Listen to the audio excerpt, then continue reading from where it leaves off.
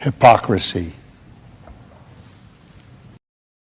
Hey, what's up, guys? Welcome to Law-Splaining the Interwebs. I'm your host, Nick Ricada of Ricada Law, a small law firm in central Minnesota. With me today is my emphasis on small. Sorry, please continue. Wait a minute. Get banned. Get banned. The man with the ban, Adam Crigler. How you doing, buddy? Getting banned, man. Just I have a like an advent calendar of stuff I want to do, and one of them was get banned a fourth time, so I had to get that taken care of in December. I have this problem where I have a conflict of interest. Go on. Like, I know I can invite you on the show anytime. Okay. However, when you get banned, I'm like compelled to do it. And so it's like, oh man, I kind of hope Adam gets banned again. Because then I have a good reason to bring him on automatically. But I don't. Yeah. I mean, I report all your videos, of course. That's what it was. Just for this eventuality. I knew it, man. I knew it. No, man, it sucks. It sucks that you're eating another strike. 2 weeks, man. How do you live? Like, how do you do it? Because it's like, I mean, from a sanity standpoint, right? You get used to venting. Yeah, it's true. And people have been hitting me up going like, why don't you go on other platforms? And I haven't really set up my other platforms told everyone like, if I get banned, if I suddenly disappear, I'll be streaming on these alternate platforms. So I haven't really set that up yet, and I really do need to. Yeah. And then but the problem is, it's kind of like what's going on with this Twitter exodus again with Gitter. There's Gab, there's Gitter, there's Parler, there's Carbon. There's all these like other platforms that everyone's choosing different places to go. And, it's like splitting the audience, I guess, right? And yeah, everyone's on Twitter. Well, I don't want to say everyone, because there's people that are not on Twitter by choice and because they got booted from Twitter. But same with YouTube, but a lot of the majority of everyone is on YouTube. But I'll be back, and I think once I start getting back, the Geeks and Gamers guys, they're multi-streaming now on multiple platforms. Mm-hmm. I think they're going Odyssey and YouTube, and I want to set that up. And I also want to set up a way that people can super chat me outside of YouTube, and set up like a source that I can read super chats from that spot, and then instead of it going through YouTube, it's just directly to me. So then I don't even have to worry about giving YouTube a cut, and maybe that'll help it. So if I do go to an alternate platform, it doesn't matter, because like my core audience that always shows up for me, and it wouldn't surprise me if there's a bunch of those people in chat right now. I mean, it's great. I always see these people, they're awesome and they support me, and so I think that they'll follow me over there, wherever that is, and I just need to set it up, So yeah. Are you on Gitter? Are you on Gitter now? I have a Gitter account that I made back when it came out. Yeah. And I think I made like 2 gets. What do you even do? What do you do on Gitter? What is it called? Is it called trumpeting or something? Trumpeting? Like, one of them had like trumpeting or something, which always like sounded like a polite way to say farting or whatever. Yeah. What do you? I trumpeted. So I was on Getter, sort of, but I haven't done like the thing, right? Like that's what everybody's doing now. They're syncing up their Twitter accounts and their Getter accounts, and that it's blowing up, and that's on one hand, it's great, and I wish Getter nothing but success. I think it would be great if there were a viable alternative to Twitter. On the other hand, and I think maybe this is, perhaps correct me if I'm wrong, but part of the reason you haven't set up those things is because when you start doing this professionally, the amount of stuff that comes in becomes so difficult to manage all on its own. Adding another thing, even if it's a small amount, adds to your workflow, right? Like I can wake up and go on Twitter and look through things and then get done. But it's, once it's like Twitter and Gab and Minds and Fediverse and now Getter and all this stuff, when I add each one in, even the low activity on those platforms doesn't change the fact that it's another thing for me to go to and check. Yeah, and then that's true. And then the other problem is like you have to kind of pick a main platform to really like hit hard.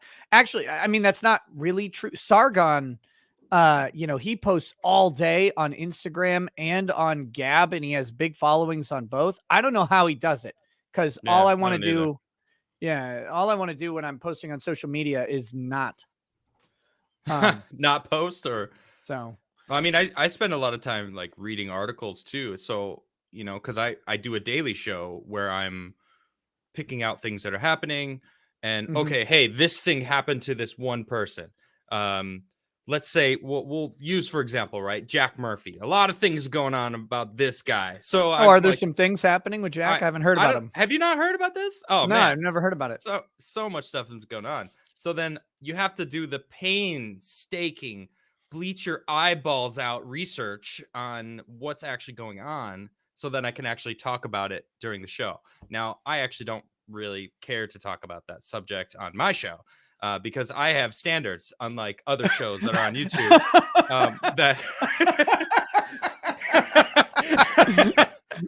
Adam's experiencing technical difficulties. I don't know what's going on. Weird.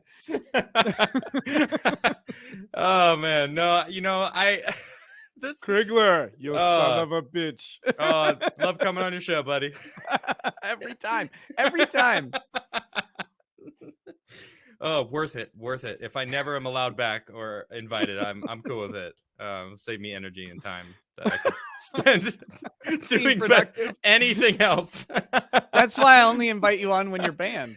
Like, he doesn't have anything else to do now. Now he has no excuse. Damn, man.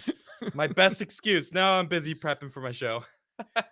So I got. Did you get another haircut?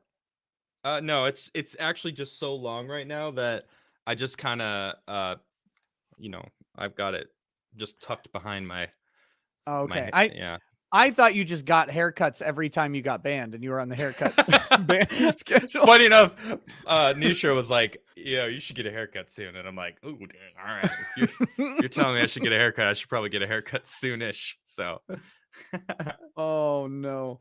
No, just in general.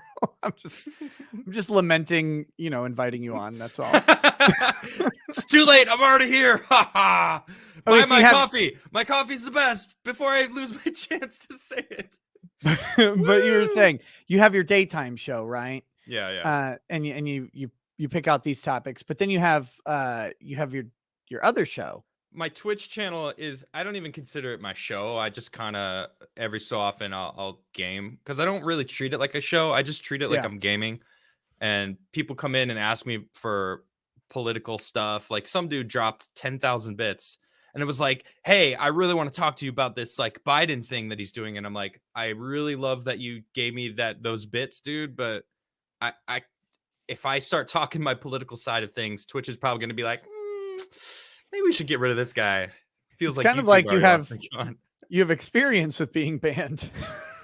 yeah, exactly. So I definitely keep a separation. So it's more of like my relaxing. I usually am gaming with a friend, or sometime other, YouTubers that I am acquainted with. Talk about you. I don't know if you. Anyway. Yeah. Hello. Hey. I'm over here. No, I gotcha. My eyes are up here. All right. Are they? Because I'm looking at your nipples. Stop looking at my nipples, man. Well, not on chat, on the nudes that you sent. Someone said you need to join me on Grindr. That's the social media platform we should be on. Is that the research that you're doing for your Jack Murphy stuff? Should we tackle this subject while it's here? Well, you told me we're going to talk about it. I'm like, all right, it's fine. I'm actually not. People aren't going to believe me on this, but I'm not super interested in talking about the Jack Murphy stuff. Like I've dedicated my stream to him. By the way, wait, before we move on, I left my ass off, dude. That was so funny where you guys were wearing the beards, cuck school, like, dude. Wow, that was funny. You guys know what I'm talking about. That was good stuff. Good stuff. Well, thank you. Thank you. I appreciate that. We did no prep for that. So completely off the cuff, and it worked. Could have fooled me. Could have fooled me. It was it was good. But I've done my stream on Jack, but Sydney Watson and Elijah Schaefer just did their show. It was the first show since the explosion. And so they addressed it for a while. It's still on people's minds. And it's, other than the New Year's stream I did, it was the last big show with a topic that I did. So I figured we should talk about it a little bit, but I don't want to spend the whole show on it. I really don't. Cause I know a lot of people are tired of it, and I'm not actually interested in continuing to kick Jack Murphy while he's down or anything. Cause I think he's been thoroughly roasted. It's not to say I'm not going to drop a joke every now and then. So he's been thoroughly pegged. We've pegged exactly who Jack Murphy is. Well, before we get into it, I didn't watch that episode today on You Are Here. So, and did you watch it? So you kind of... I watched a large chunk of it. What was the baseline of what they were saying? Basically that I guess the summary is this. They didn't know any of this was coming. They had no idea. They were caught off guard. They tried to be very professional about it. Yep. And my leaning, I'm not going to put words in their mouth. I'm going to take my impression of what they said, and feel free to, anybody can correct me on this. My impression was they felt like he did not handle it professionally. Indeed, even saying that he tried to have them fired. Which we saw the tweet, but I got the impression there was maybe something more that happened there. That they have now basically changed their perspective on how they would deal with a similar situation in the future, because they didn't think anything like this would happen. They've only been doing the show apparently for a couple months. Yeah, not long, right? So, and they, man, what a great way to get a viral moment on a live show after 3 months that it'll launch you into the stratosphere, and they deserve it. It's a good show. Mr. Dick and Balls. That was all you, baby. Doctor. Excuse me. Balls. Excuse me. Don't sell this man short. He didn't go to trolling school for 8 years to be called a Mr. ever again. So the way they seem to indicate was that if that happens again, that they will actually say to the guest, basically, fuck you. That they seem to have tried to deal with it in a very indirect, behind the scenes, business-like manner. And they feel like it seemed like they felt like they got burned on that. That Jack took advantage of that when he went on Timcast. Totally did. Yeah, and lied about him. Yeah, for sure. Yeah. And so that was kind of it was cool to see from them, but at the same time, their show is not a drama show. Right. And that's not what they want to deal with or intend to deal with. It was more like, we've learned lessons for next time, and we never wanted any of this, and they certainly didn't want to see his anus getting licked by someone else. Like, that was not on their agenda of things to do for Christmas. I wish I could unsee some things in my life. Jeremy from the quartering, I almost want to hate you. I respect you, and I understand, but damn, did you have to post that stuff? God. You never want to see a man's face and his heels in the same picture. That should never. It just shouldn't happen unless it's a sports injury. Right.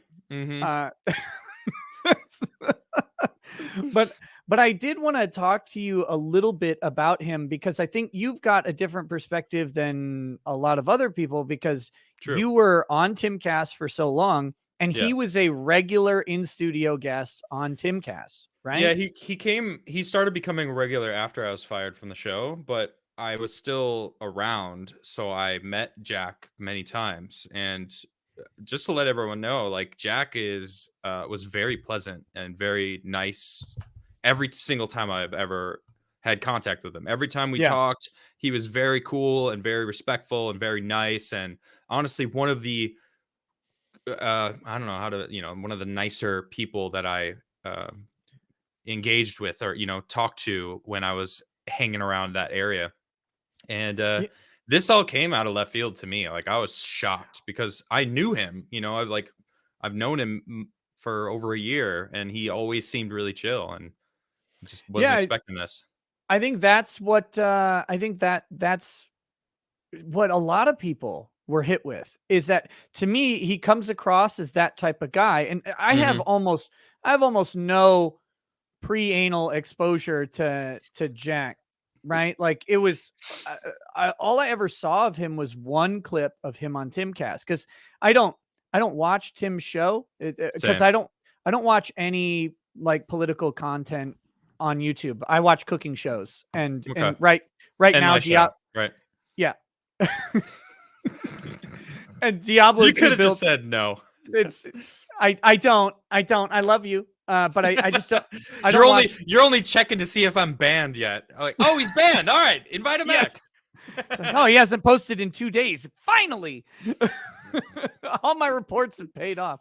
No, like right now it's cooking shows and like Diablo 2 shit, because I'm enjoying Diablo 2. So that's all. And so I never had any exposure to him, except there was a clip that got posted to Twitter of him and Jack arguing a little bit over vaccines for Jack's kids. Son, right? Yeah, baseball or something.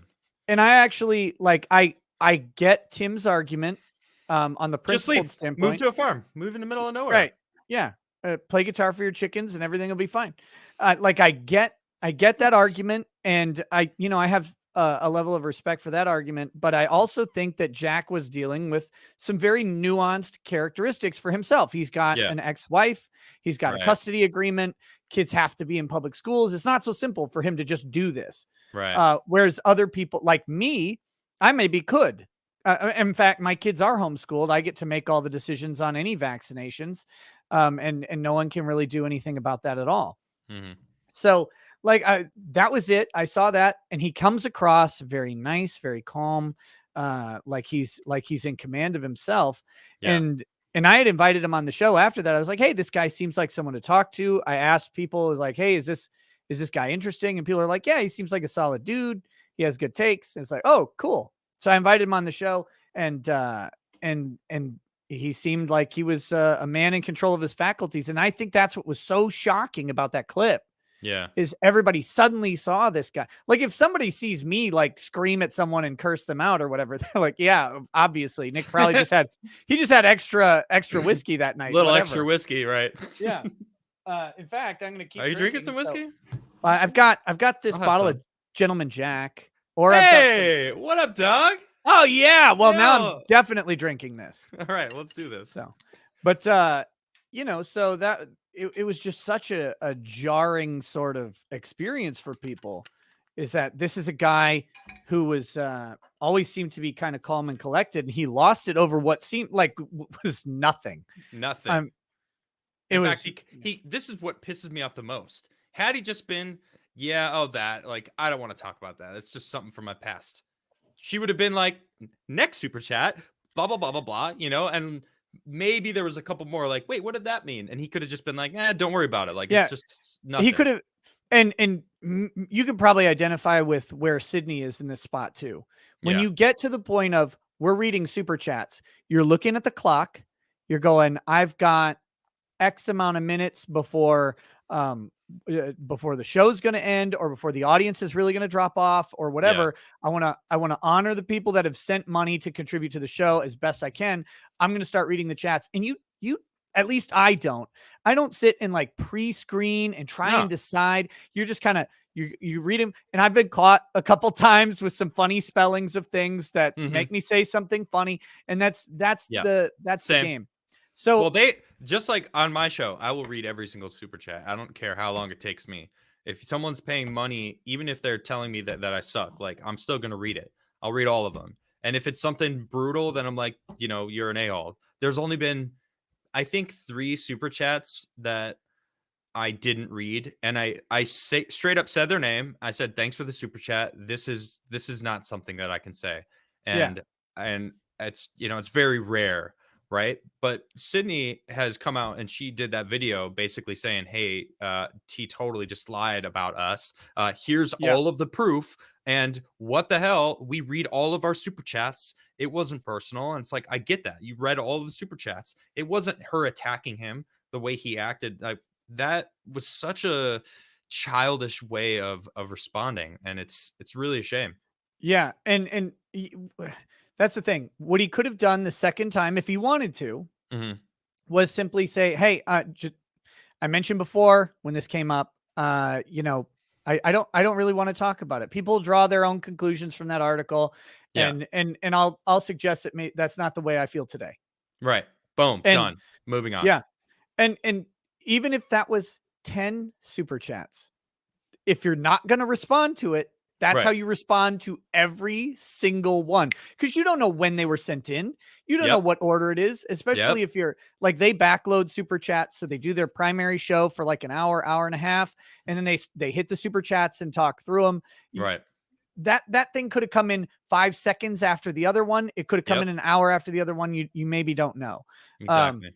So it was just, it was a shocking thing. I think that's what caught everyone's attention. And then after that, it was a cavalcade. But before we move on, Sydney handled it like a fucking boss. I gotta just say, she didn't get heated. She didn't like clap back at him right away, which she absolutely could have, and I wouldn't have blamed her at all. She kept going like a professional host. And had he actually said, I don't want to talk about this situation, it doesn't represent me, everything we basically just said, Sydney would have then known the next time someone super chats, he's already made it clear we're going to move on, period. And she would have just kept doing that. He wouldn't have even had to say anything else because of the way Sydney would have handled it. It was actually the second super chat that came in. No, I know. But he did not say, he didn't say, I don't want to talk about this. He was like, oh yeah, that. Huh.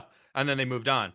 Yeah. If he would have said, I don't want to talk about this, she could have said, look, we read them all. I'm going to read them, but you already said you don't want to talk about this. And that's how I handle stuff like that when I'm hosting. I know you don't want to talk about this, but I'm going to read it. And then, or I'll read it and say, we already covered that. We weren't going to talk about it. And that's cool. And then people can do whatever. But I do think that if he had done that in this hypothetical world where he had handled this professionally, he needed to get off that show and address the article instantly, because, and this is a distinction that I have, there are some people, when you're online for any amount of time, someone's gonna, and people can find you, someone's gonna say something about you that will be awful, most likely. And so you don't owe anybody an explanation or apology for something that they came up with. But if it's something you wrote and advocated for, like at that point, and took videos of, and I mean, there's a long list of things on his repertoire. And he kept handling it poorly. And that was his mistake on all of this. When he started, so I lost a lot of respect for him, but again, I've known him personally, and I was like, I was waiting, I was hoping that he would own it, and he never did. And then he attacked the quartering and also Elijah and Sydney and tagged Glenn Beck. I was like, that was kind of like the final straw. Now this was right around the time all that stuff was coming out, but I gotta say, like, I don't care about people's kinks. There are certain things like I will never accept. Pedos, for example, like that is just never going to be okay with me. But if you are weird and if you're, I don't know, what are some weird kinks? Furries or being strapped. Don't be a furry. Well, I don't care if you're furry. You don't have to care. Whatever.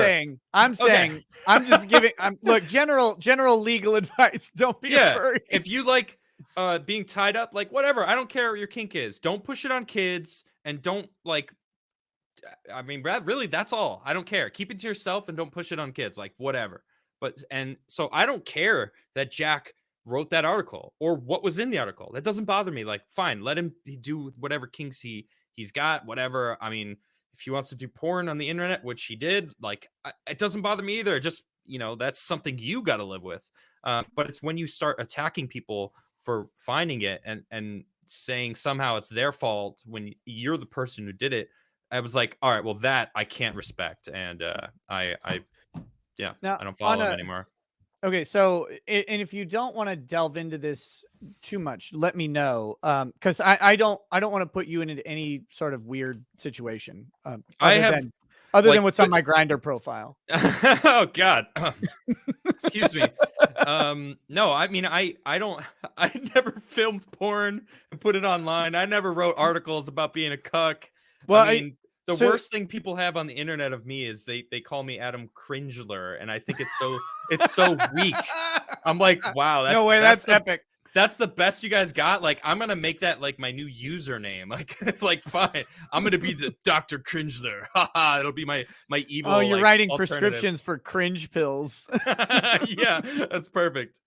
And it's like, all right, cool. Yeah, what else you got? Like, what else? Bring it. Like, my past. Look at my past. Like, I'm good.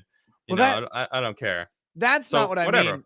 That's not what I mean. But okay, so you mentioned though that you don't kink shame, you don't really fault him for or care really about what he did with the Yeah, it's how videos he and all that handled stuff. himself. 100%. Right. But as a follow-up question to that, Sure. do you believe that there is a disconnect? And if you believe that there's a disconnect, do you believe that it matters and has impact between what he's selling with the liminal order and what he was doing, in his private life? Absolutely, of course. I mean, I've never been in the liminal order. I knew about it. I don't feel like I need that. For me personally, and people have reached out to me and said, "Hey, I used to be in it. Here's a bunch of information about what it was," and it turns out it's just some sort of chat room where you pay to talk to other people that are trying to be men also, instead of I don't know. It just feels like a big waste of money. But when Yeah. you're acting like you're some sort of alpha dog, that you have the keys to how to unlock your inner alpha, and I'm going to show you the way, and then you are doing stuff that is, I mean, the opposite of being alpha. I mean, you're sending your girl off like that. That sounds horrendous. Okay, because I wanted to clarify that Is because that what you're talking about? yes, yeah, Yeah. because because you That's were not saying alpha. right, you don't kink shame and whatever people want to do or True. whatever. But I think and that's where I think some people are getting hung up because I think there's a difference between look in my private life, Hmm. I get stepped on and I call myself fluffy or whatever. Yeah. My wife sits at the I watched a video Did he with just admit to being a furry? yes. Uh watched a video with Drex a long time ago on the show, and there's this Strange Love show that Hmm. used to be on. And Okay. there's this guy who was a sub named Fluffy. And they showed him with his Dom, right? The woman, and Okay. she's at her keyboard typing, and he's laying on the ground and she just has her feet on him. He's just a footrest on the floor. It's like, oh God, what brought you to this? But you know what? Sadness.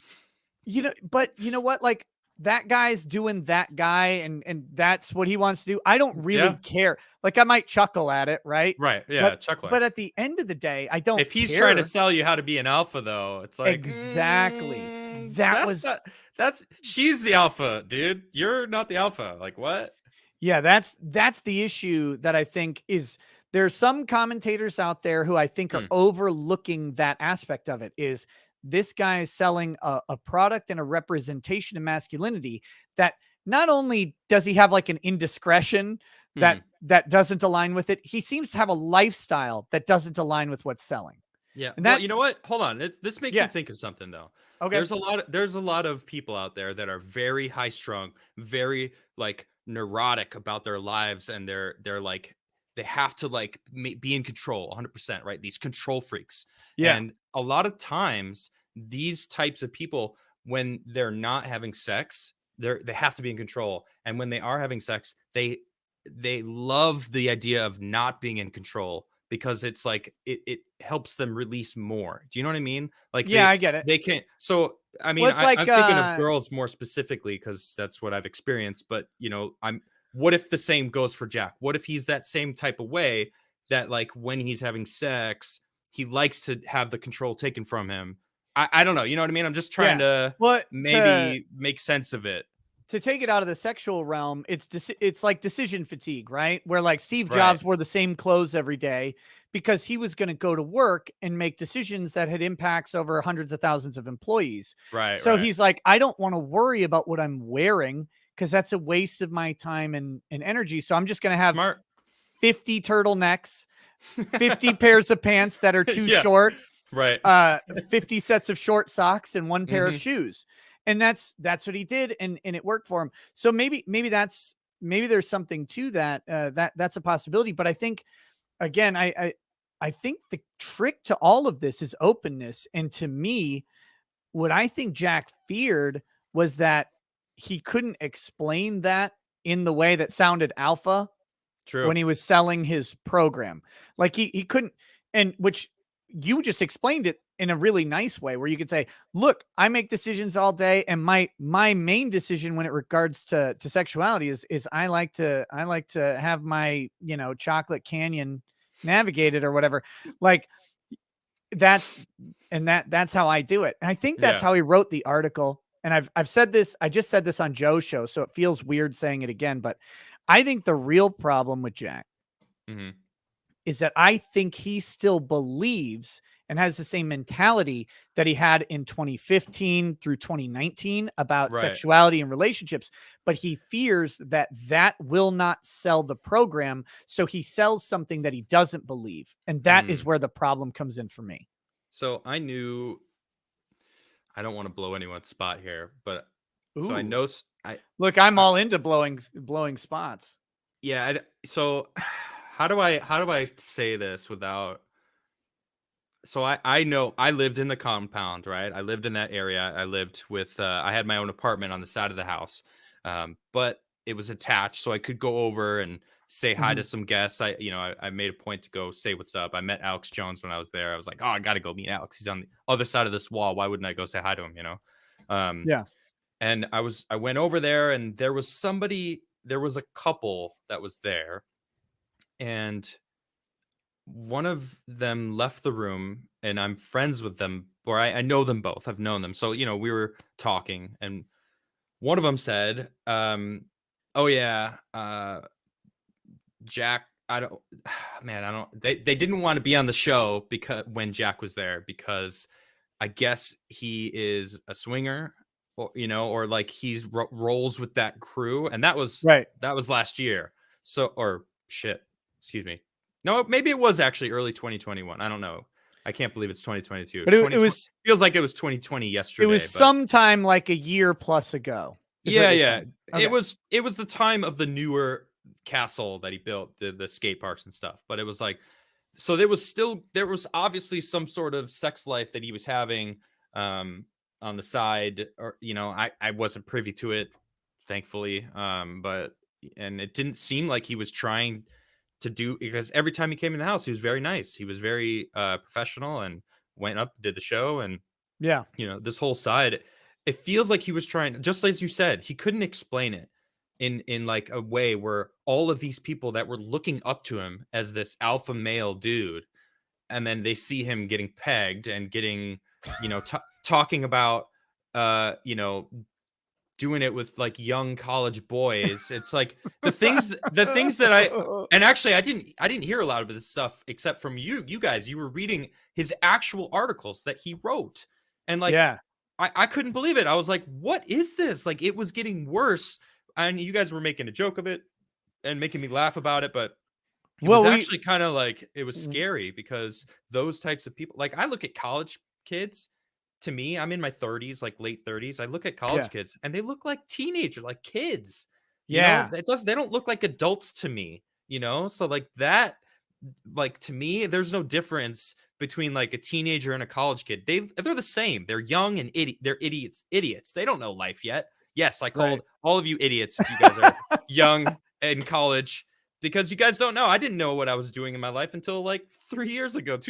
I finally was like, you know what? I'm really gonna take every advantage I got and make my life something. And here I am. But I don't know. Yeah, that's how it goes, right? Like some people get it figured out in college. Some people get lucky. Not everybody. I didn't. I didn't at all. I didn't shit. Disaster after disaster. That's how life goes for a lot of people. But no, I the crazy thing is there's a bunch more articles that we didn't get into. Yeah. Talking about that stuff, and it all seems to have been, somewhat scrubbed, but it was just it's a weird thing to think you can ignore something that your name was on. Yeah. That you wrote not that long ago. 6 years is not a long time. Yeah. At all. And then his initial reaction was, "Oh, bro, that was 6 years ago." I mean, that was one of the reactions he had to me. He said on Timcast, because I saw a bunch of clips from that show. He said specifically, "Oh, I wrote that when no one was following me, so no one was supposed to read it anyway." Like, so yeah, what does that matter? You wrote it, did you not? Yeah.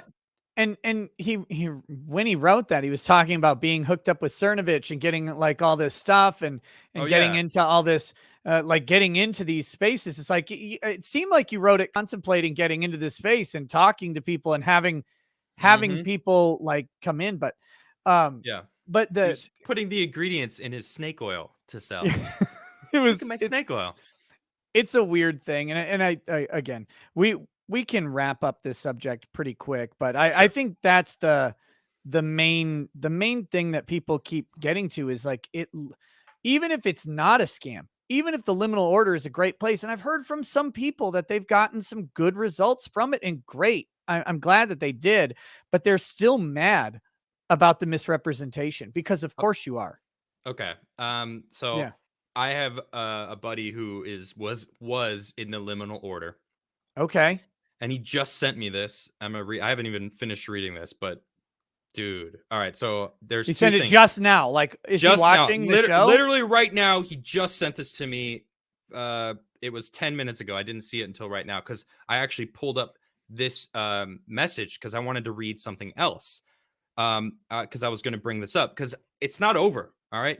Because the liminal order is, I mean, it's done. All right. Listen to this. There was a data leak from the liminal order forums on members' personal information. Yep. I left just in time to not be on the list, but Jack's refusal to take down the forum is resulting in people getting found out by Kiwi farms.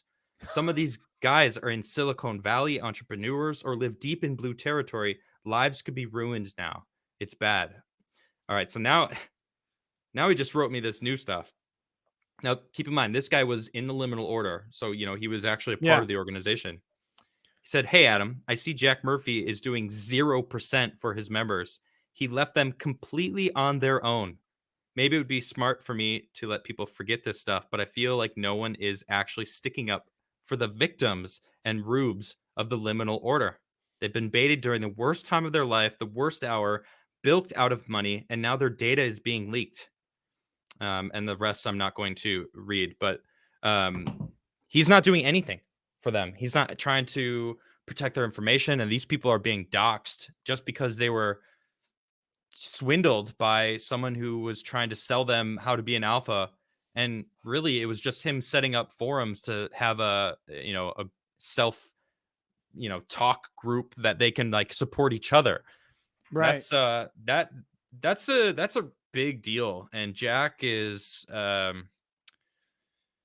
he's kind of reaping what he sowed. He built up this house of cards that looked really great from a distance. Like, oh man, that's a great looking premise, teaching men how to be men, how to be alphas and stand firm on their opinions, and not be fence sitters, and really, kind of not care what other people think. And I think that's actually what everyone needs to do, whether you're an alpha or not. It's like, stop caring what other people think. That's so huge.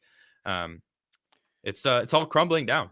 Well, like, here he pulled the cards out. He pulled them out himself. On that subject, since you brought it up, I will share this. This was sent to me, and I think this goes directly to that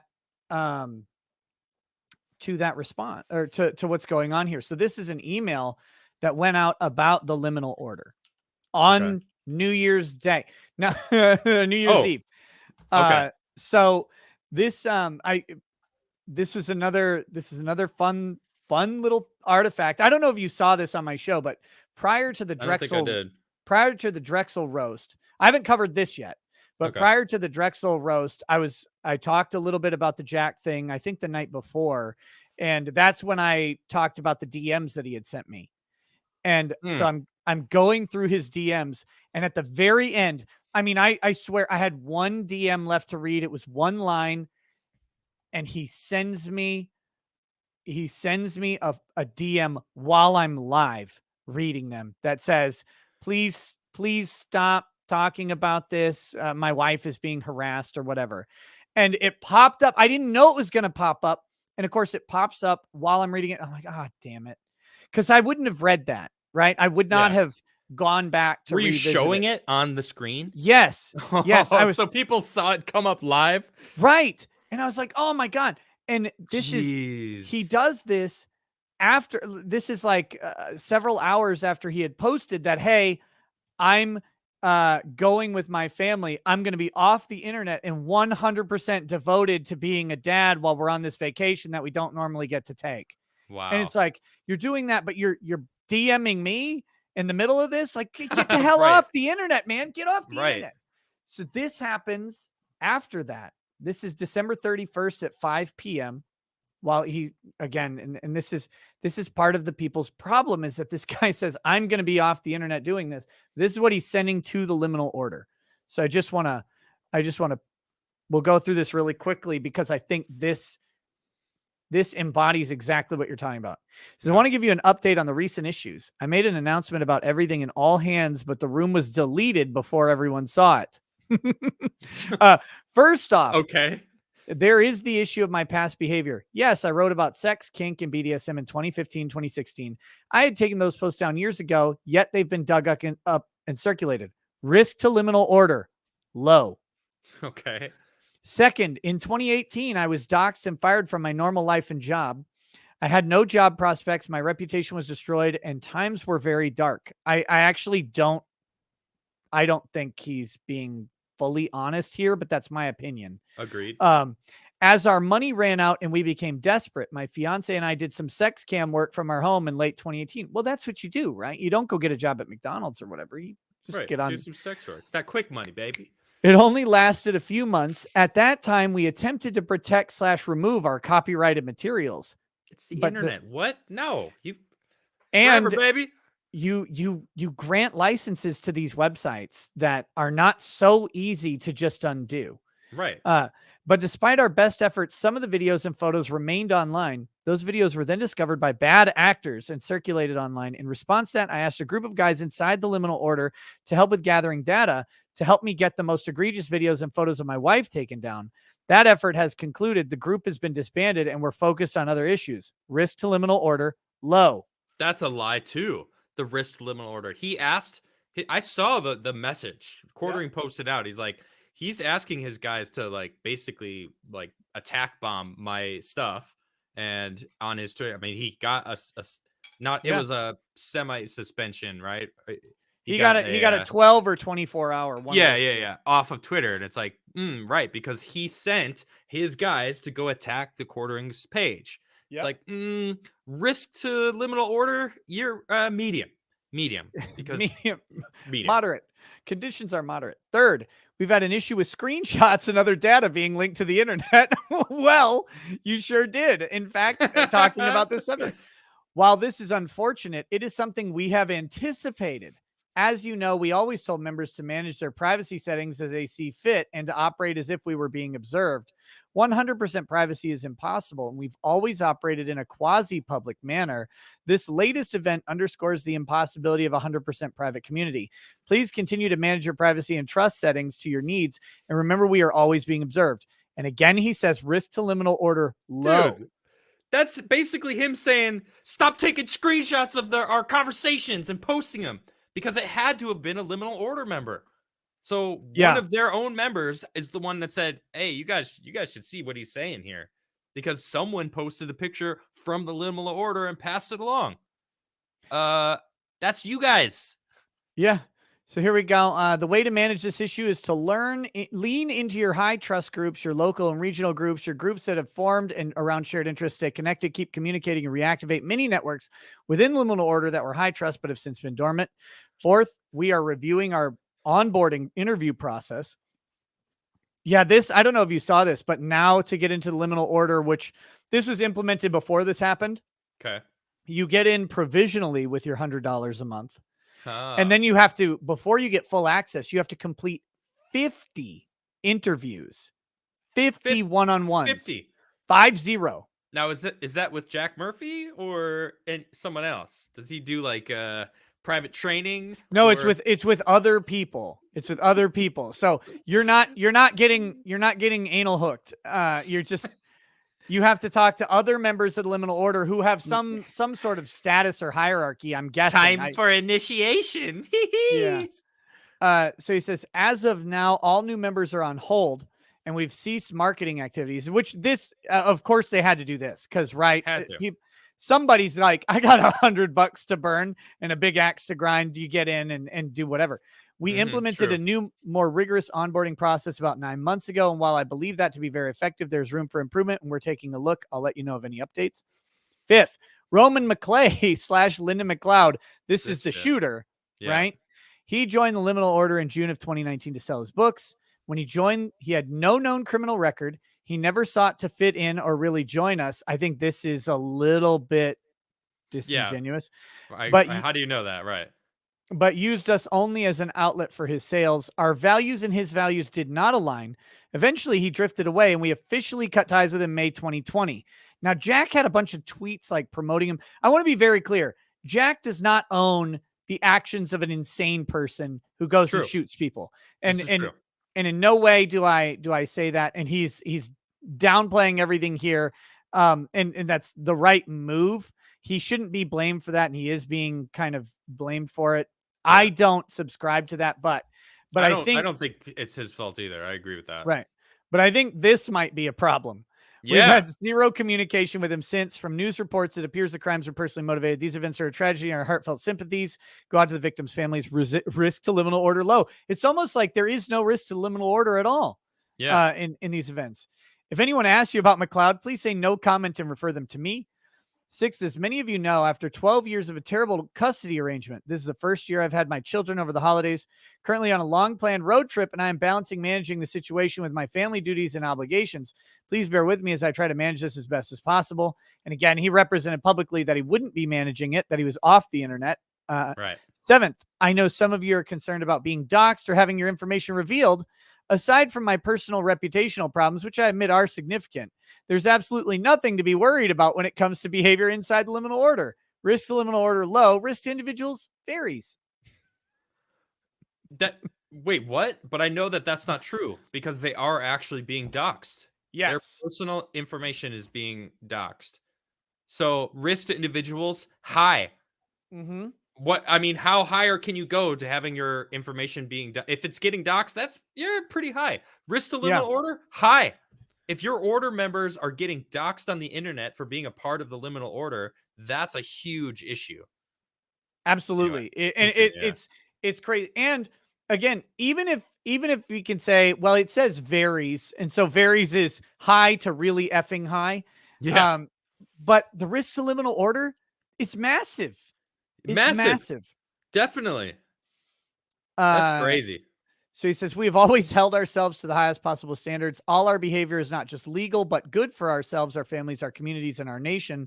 The spotlight shining on our good work here is a good thing, not a bad thing. We hope more people will emulate our work, build community, and work diligently to become better men.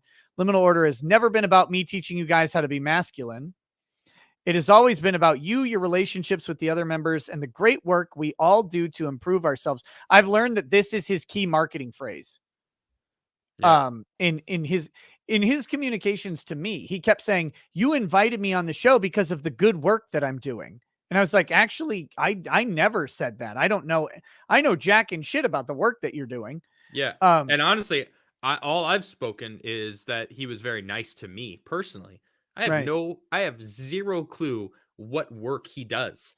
That's it. Yeah. Other than talk on Timcast. I didn't even know about Liminal Order until long after I met him, and I was like, "Oh, okay, it's some sort of like men's group, like cool." And some book that he wrote, the Democrat to Deplorables, Right. And he actually. So I did the walk away. I did a walk away event in Philadelphia where I spoke about my red pill journey, whatever, and I was talking to him about Walkaway, and he was like, "They just have a better marketing scheme," and I was like, that's what you're taking away from it, like that they have a better name or a better name, Walk Away, instead of Deplorable, or as he put it. Yeah. And it's like, okay, cool. I'm pretty sure you didn't come up with Deplorables, but okay, Yeah. be jealous, I guess. I don't know. That was weird. weird take. Yeah. If it's about the work and the movement, then it doesn't matter who's winning it. Well, and I'm finding out that from someone who was in the Liminal Order saying he didn't do jack shit. Yeah, and that's pun not intended.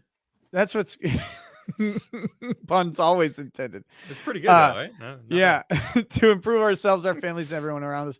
I'm very proud of what it has meant for its members, and nothing outside the world can and will change any of that. That's fine. Yeah. I'm okay. This is one of the first lines I'm actually okay with. This current confluence of events will pass. We will continue with our mission. We will continue to be a force for good in your life and those you love. Wishful thinking, maybe. If you have any questions, please DM me directly on Wicker, and I'll do my best to get back to you. As you can imagine, my inbox is quite full at the moment. Thank you, Jack. So I wasn't going to focus on this document, but you brought up the person in the LO saying, hey, he's not doing anything for us. And here's the evidence that he doesn't believe, or at least he didn't on the 31st believe that any of this was going to matter. This is all just going to go away. Yeah, even if that was a lot of numbers on that list of things that were of low risk, right? Right. So if you have a low risk thing here, low risk, low risk, low risk, how many of those can stack to equal high risk? Yes. Huh? I mean, and I don't even agree with the scale. I mean, a lot of those I feel were actually quite high. Very high risk. Risk to the Liminal Order, specifically to the members. I don't give a shit about the company. I care about the people that are in it, that are trying to be better men, that were sold a fake story. And maybe, you know what? And maybe it did help some of them, and I hope it did, right? But I'm seeing all this stuff. I'm seeing them being doxxed. I'm seeing the leader, Alpha Chad, prove that he is anything but, and it's a shame.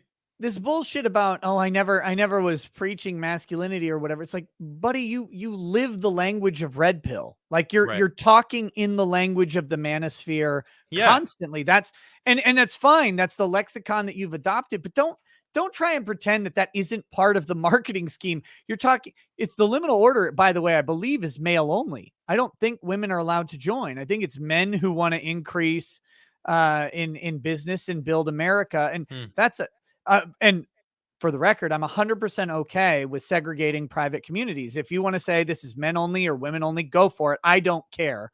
Yeah. But don't sell me on this thing. You're not selling masculinity. I mean, you're talking about one of the most masculine traits that exists universally is build and create. Like that's like whatever you believe. Like some people think guys need big muscles. I obviously don't because I'm a giant pussy. But some people, PP energy. Some people believe guys should be able to build and fix things like manually. And there's some parts of that I'm good at. There's some parts of that I'm not so good at. It's a fundamental difference. Jordan Peterson talks about how men are really infatuated with things and building and items, and then women are more infatuated with people and the way the connections with people. And it's like, I don't care. You're sounding like dangerous individual James Damore right now, right? Hey man, that's proven. Yes, through the history of humanity. This isn't anything new. What's new is these people. I don't want to start attacking another group. But people that think that isn't real. We'll just put it that way. That's the thing is you're taking one of the most masculine traits, whether you're physically building something or you're building an idea. That's what is associated with masculinity, for better or worse. I mean, that's the whole cause of third wave feminism, is to try and dispel this notion that only men create. And it's like, and they're not doing the greatest job of it, but they're trying.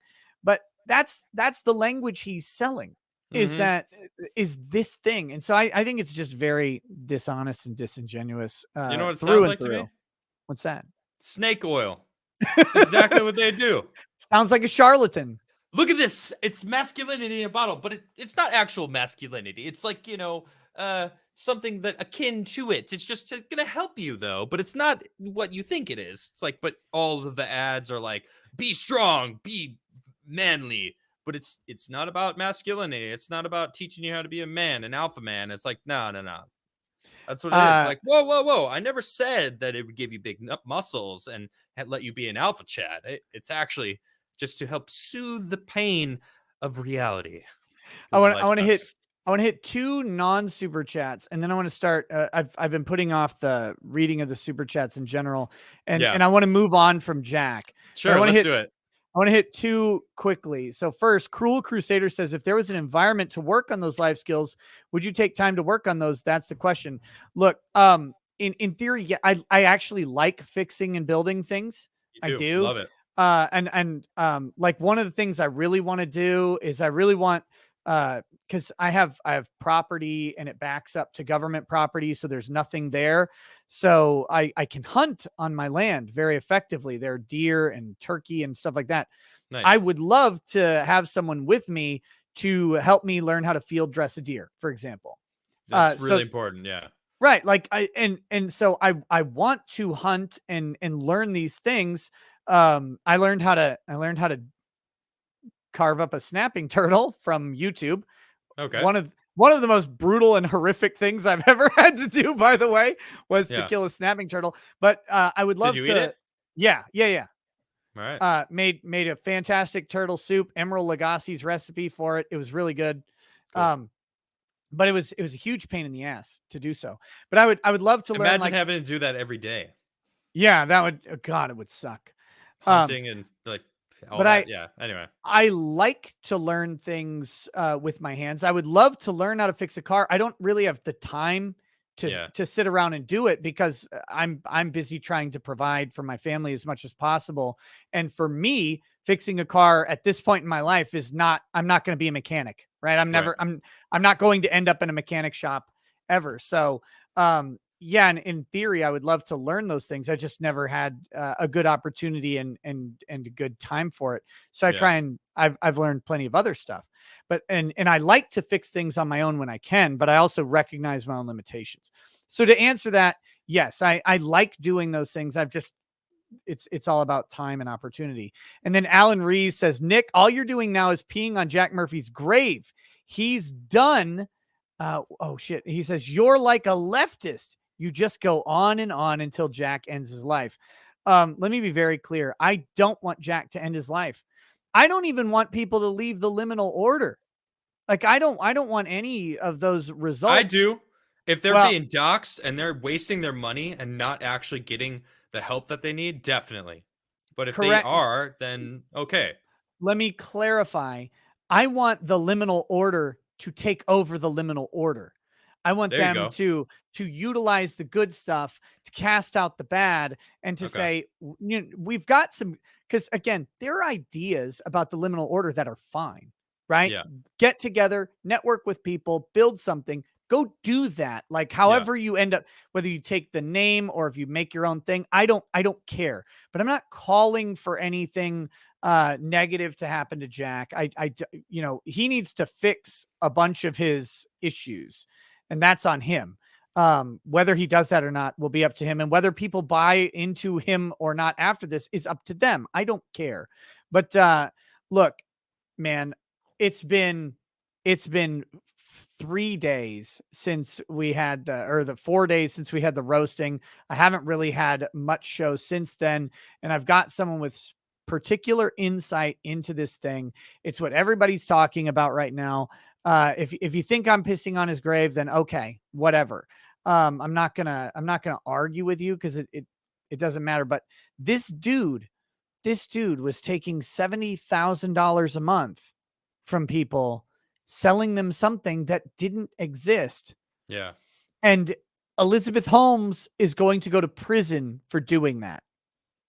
Wow. I don't think Jack should go to prison, but the idea that you're extracting money for something based on a fiction is something we don't tolerate in society, and many people do go to jail for that.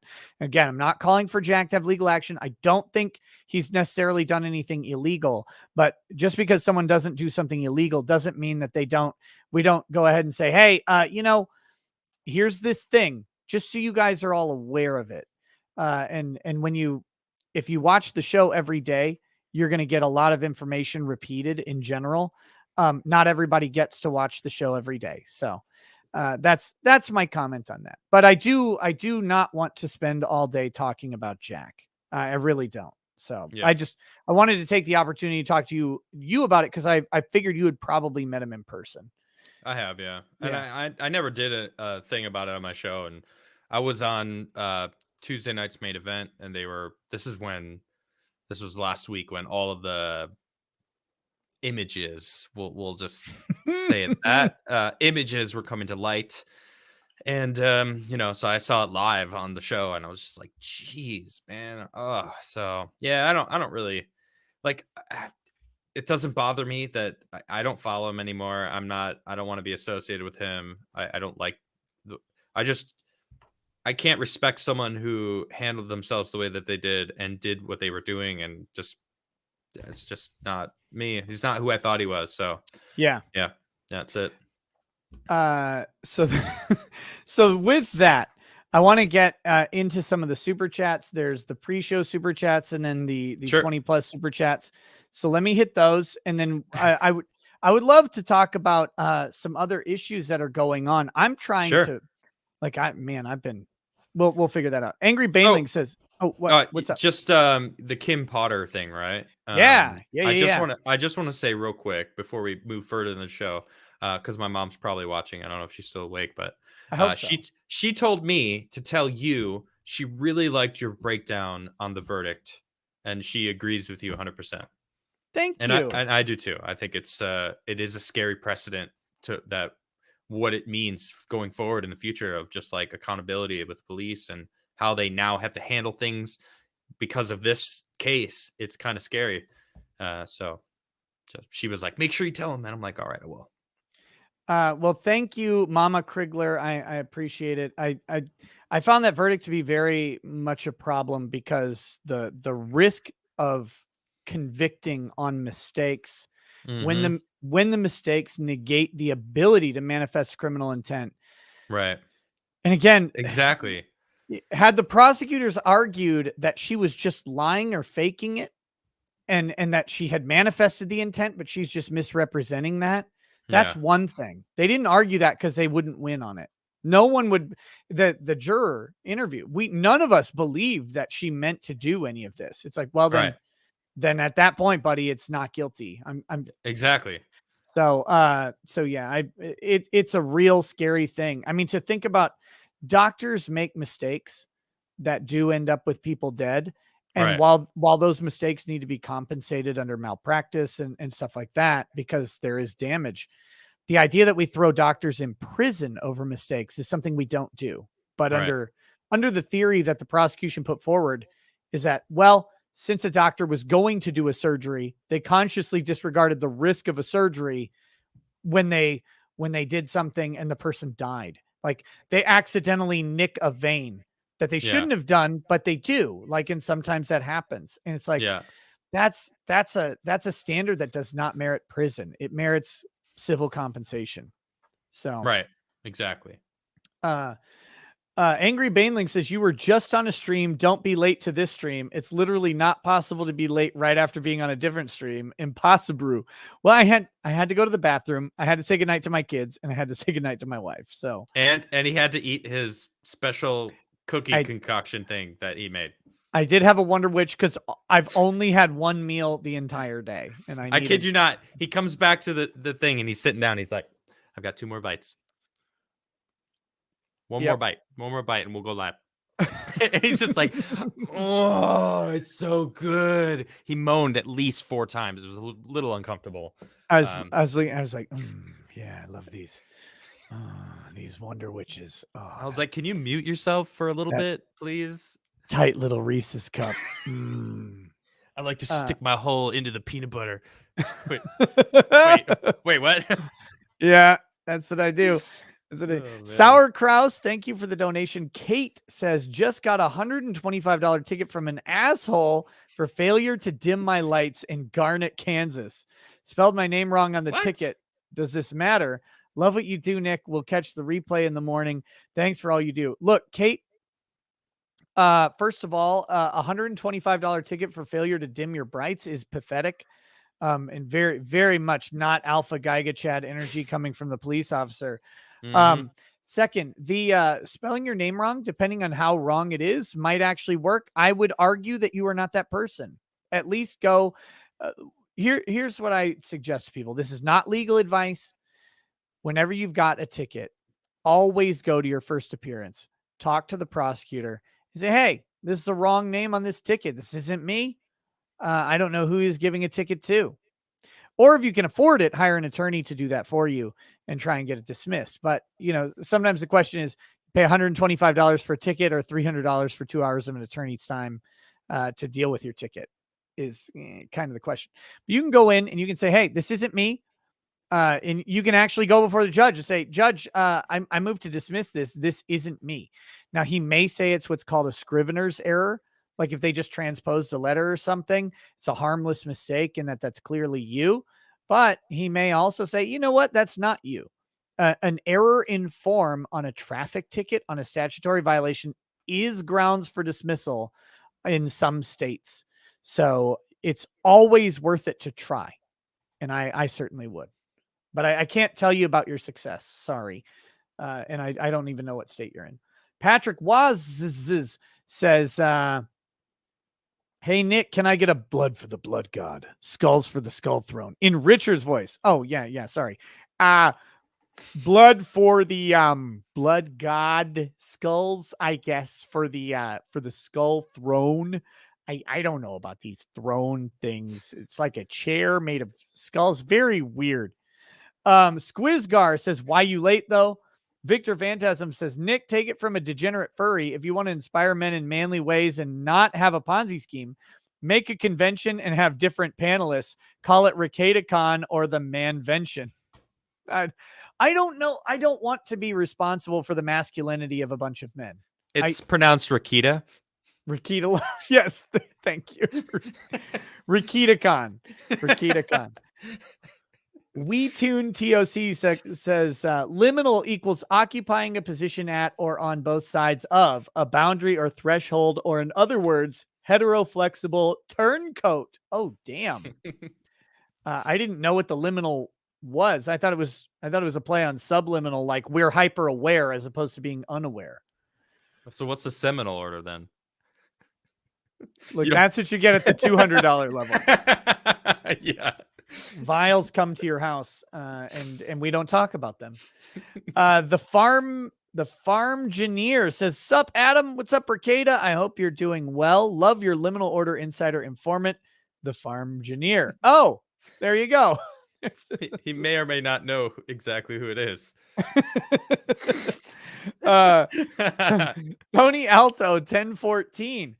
Thank you for the donation. Sorry that YouTube appears to have censored your chat without telling you. Jonathan Duger says, Adam, since I haven't been able to watch live for a while outside of the band, I wanted to let you know that my daughter is starting to remember her surgery, or at least is able to put it to words. She's so energetic. It's ridiculous. Yes. That's awesome news. What, any idea what kind of surgery that was? I have no idea. Oh man, I don't remember. It was, he was very stressed and freaked out because it wasn't something lighthearted. It was like it could have gone bad and he could have lost her. So very cool. Yeah, so very cool that it worked out. Excellent news. That's great. Good stuff. Horror Amarada says, hey, Adam, just wanted to say it was nice to see you in my Twitch chat the other night. Nice to see you keeping busy when you can't YouTube. Thank you. Yeah, it's cool. And thanks for getting my coffee. I really appreciate that. That was a surprise that you were like, and by the way, your coffee's great. I'm like, oh, all right. Thank you. That's really cool. People recognize great coffee. What are you playing on Twitch right now? I haven't really been playing on Twitch. I've really been loving Dead by Daylight. There's something about that game that's it's like you love it and you hate it so much. But when you love it, it's just like, yeah, oh yes, because you're fighting. It's 4 people against a killer, and it's really fun. Have you ever heard of Dread Hunger? No. So it's this new game that I was playing it up until like 2 minutes before you're eating your cookie, to go live with you, and it's basically Sea of Thieves meets Among Us with a survival horror game. Okay, so Okay. it's like 1890 or something, and you have to get through the Arctic on a ship, and it's up to 4 to 8 people, and you can go. And if it's 8 people, 2 of the people are basically like the traitors, and they want to kill everyone. They want to stop everyone from getting through, and it's super fun. I don't know. I was having a blast before we played it, but yeah, Dead by Daylight is really fun. I play Killer and Survivor, for those who are wondering. I saw some people in chat asking, but yeah, Dread Hunger. It's really fun. I was having a good time with it. Very cool. I'm looking forward to the Risk of Rain update for my Twitch. I saw you playing that. I never played it, but it looked fun. I watched you play that a bunch. What I like about it, what I like about roguelikes and roguelites in general is that if you have just a short amount of time, you can sit down and play like a quick session. Good point. Yeah. And even if you lose like 1 or 2 quickly, you can like if I have a lot of times I don't have a ton of time to play video games, but if I have like an hour, I can get a meaningful, fun gaming session out of it. And that's true. That's what I like. And it's kind of what I liked about Diablo 3 and Diablo 2. Yeah. When I was playing Diablo 3 a lot, man, like if you're going to do some greater rift runs, when you get to a certain spot, it's like, oh man, I got 15 minutes. I can do 3 of these bad boys and be fine. When you get to a certain level of play, and it's like, that's great when you're busy, is just be able to decompress for 15, 20 minutes and then walk away from the game. Yeah. I am excited that they're actually bringing new stuff to Diablo 2. I wasn't expecting that. Yeah, and that gives me hope, because they might actually maybe give us a DLC. I don't know. Wouldn't it be cool if they made like another class or whatever and did something, or even another act or whatever, and really just built on it? It would be fucking really cool. Yeah, I would love that. Although Diablo 4 is coming soon-ish. So they might be putting more energy into that, but who knows? Hopefully they don't ruin Diablo 4 like they did Diablo 3. Darth Hideous Diablo 3 says sucked. I'm sorry, I had to say it. Diablo 3 sucked. I think it sucked at the start, but I liked where it got to eventually. I don't think it was a Diablo 2 by any stretch, but I thought that it was plenty enjoyable for me eventually. And at first it was, when you got to Inferno before they revamped it, my God, was it difficult? You're getting just wrecked. But it got to a place where I thought it was fun, replayable, and I enjoyed it for what it was. I got my $60 worth. Let's just put it that way. Yeah, I played it a lot. Don't get me wrong. Because I love Diablo. I played the crap out of Diablo 1, the even crazier amount of Diablo 2.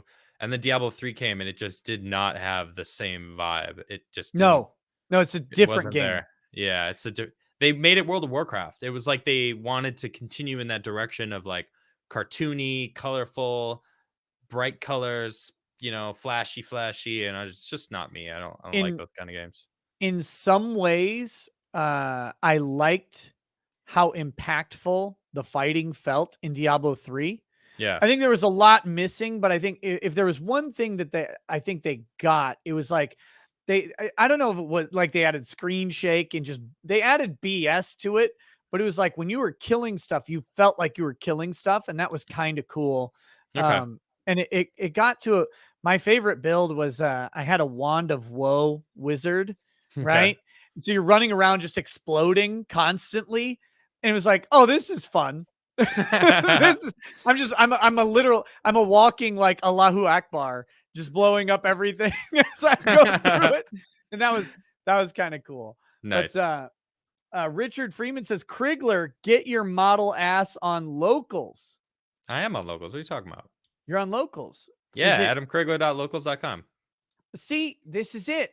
AdamCrigler.locals.com. If you don't know about it, you got to get there. Are you streaming on Locals while you're eating a band? No, it just kind of, the way that it all ended up, it was like Christmas and New Year's, and I'm spending time with family. So I really just kind of took a break for a little bit. Just been spending time with family and chilling out. I have been going crazy. I probably should. It's just not in my routine, and I have to like I have to go set up everything. I really should. There really is no excuse after this week, but I am back this week, so I think Thursday is my first day back into YouTube. I personally like streaming on locals. Do you? Yeah, there's no delay between the chat and the video. It's Okay. like YouTube has like that 20-second delay. Yeah, So yeah. it's really cool to get on a stream and have the chat like talk to you, and you can literally have a conversation with the chat Oh, I like that a lot. in real time, and it's a simple thing Yeah, that's good. to do. I think there are limitations to it because you can't do like Streamlabs or OBS or whatever. You can't type that in So how as do you stream easily. it then? It's It's kind through of the like browser. StreamYard? Oh, okay. Yeah. So it's the same as StreamYard basically. It just kind of Yeah, but no uses like your stuff. no interface. Like there's no interactability. If you That wanted sucks. to use OBS, you could if you created a virtual camera and Yeah. output it and grabbed it that way. But Okay. in general, I mean, it's just a simple format to say, "Hey, here I am," and Yeah. talk to people, and that's what I like about it. Yeah. At least StreamYard actually, they recently, I think it was like 4 or 5 months ago, where you can, like if you go to the different windows, you can control 1, control 2, and it'll bounce between.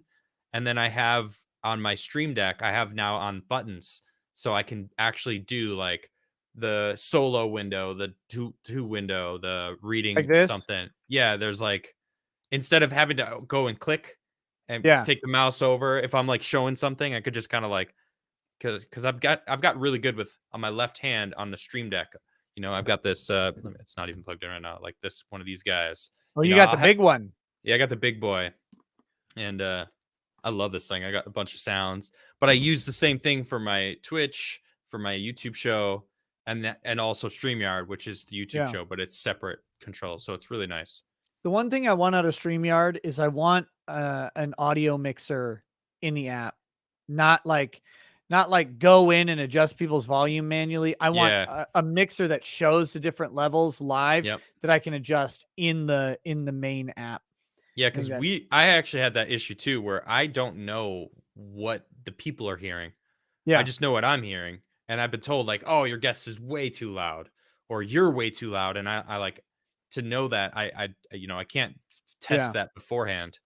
Unfortunately, that's the biggest failing of it currently. And if they fix it and they do that, it'll be great. I just ordered a new audio interface that allows me to locally add things like a noise gate and reverb and all that stuff outside of software at all. So it'll run into Streamlabs a little cleaner, or StreamYard.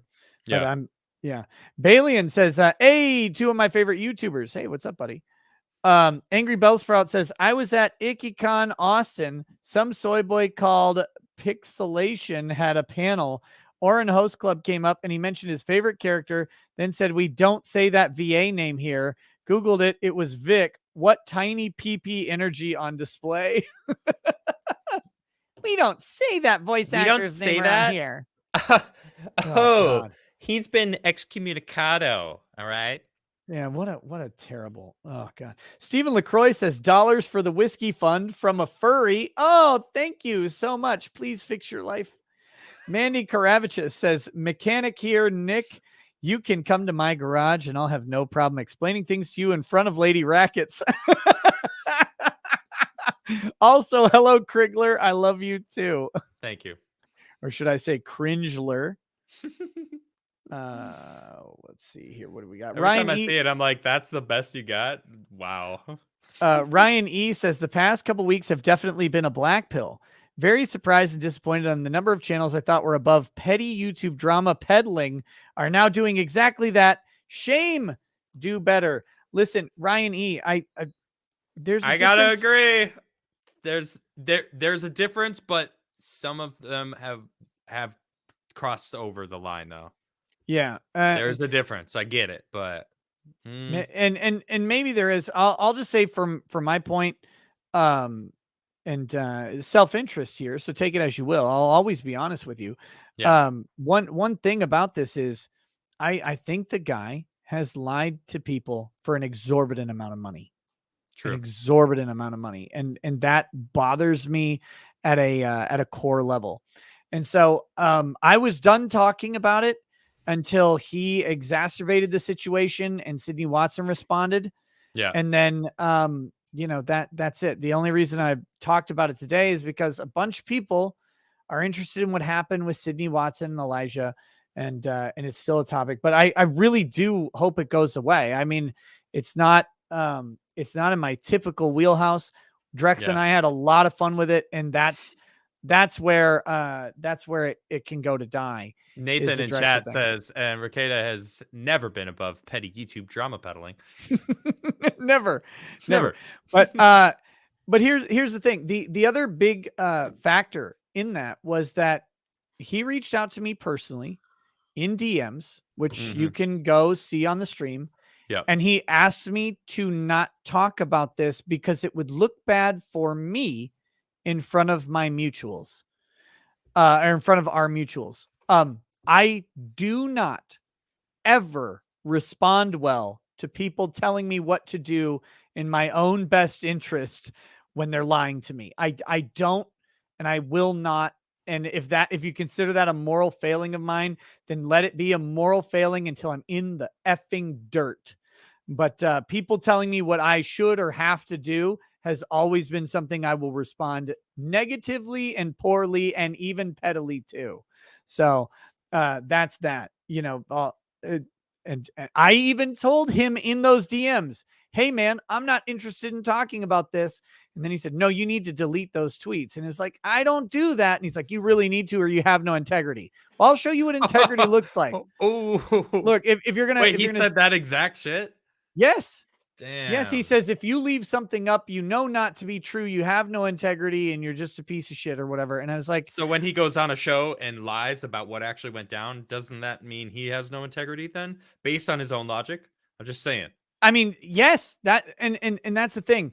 If you're going to, I mentioned this on Joe's show and I'll mention it here. I didn't get specific about it, but a lot of people can say whatever they want about me and I don't care.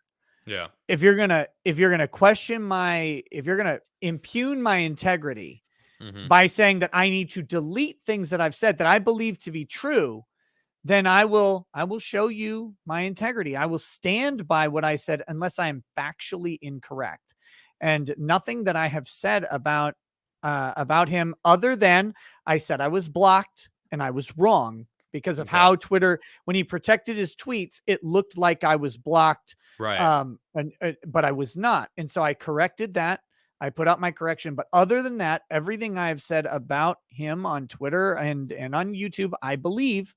And if I'm wrong factually on something, I'm happy to correct it. But please, if you want to question my integrity, let me know. You should know. I will show you the depths of my integrity. I will show you exactly how I believe I am correct because I am an asshole at the end of the day. And true. I could vouch. so that's how that goes. But again, I do mean this. I would love for this to die down and for everybody to move on with it, and myself included. I don't want to be talking about this tomorrow. And outside of something really ridiculous happening, I don't anticipate talking about this tomorrow. Right. Idaho Plumber says, come to Idaho, Nick. I'll teach you to field dress whatever you want and give some plumbing tips also. Cool.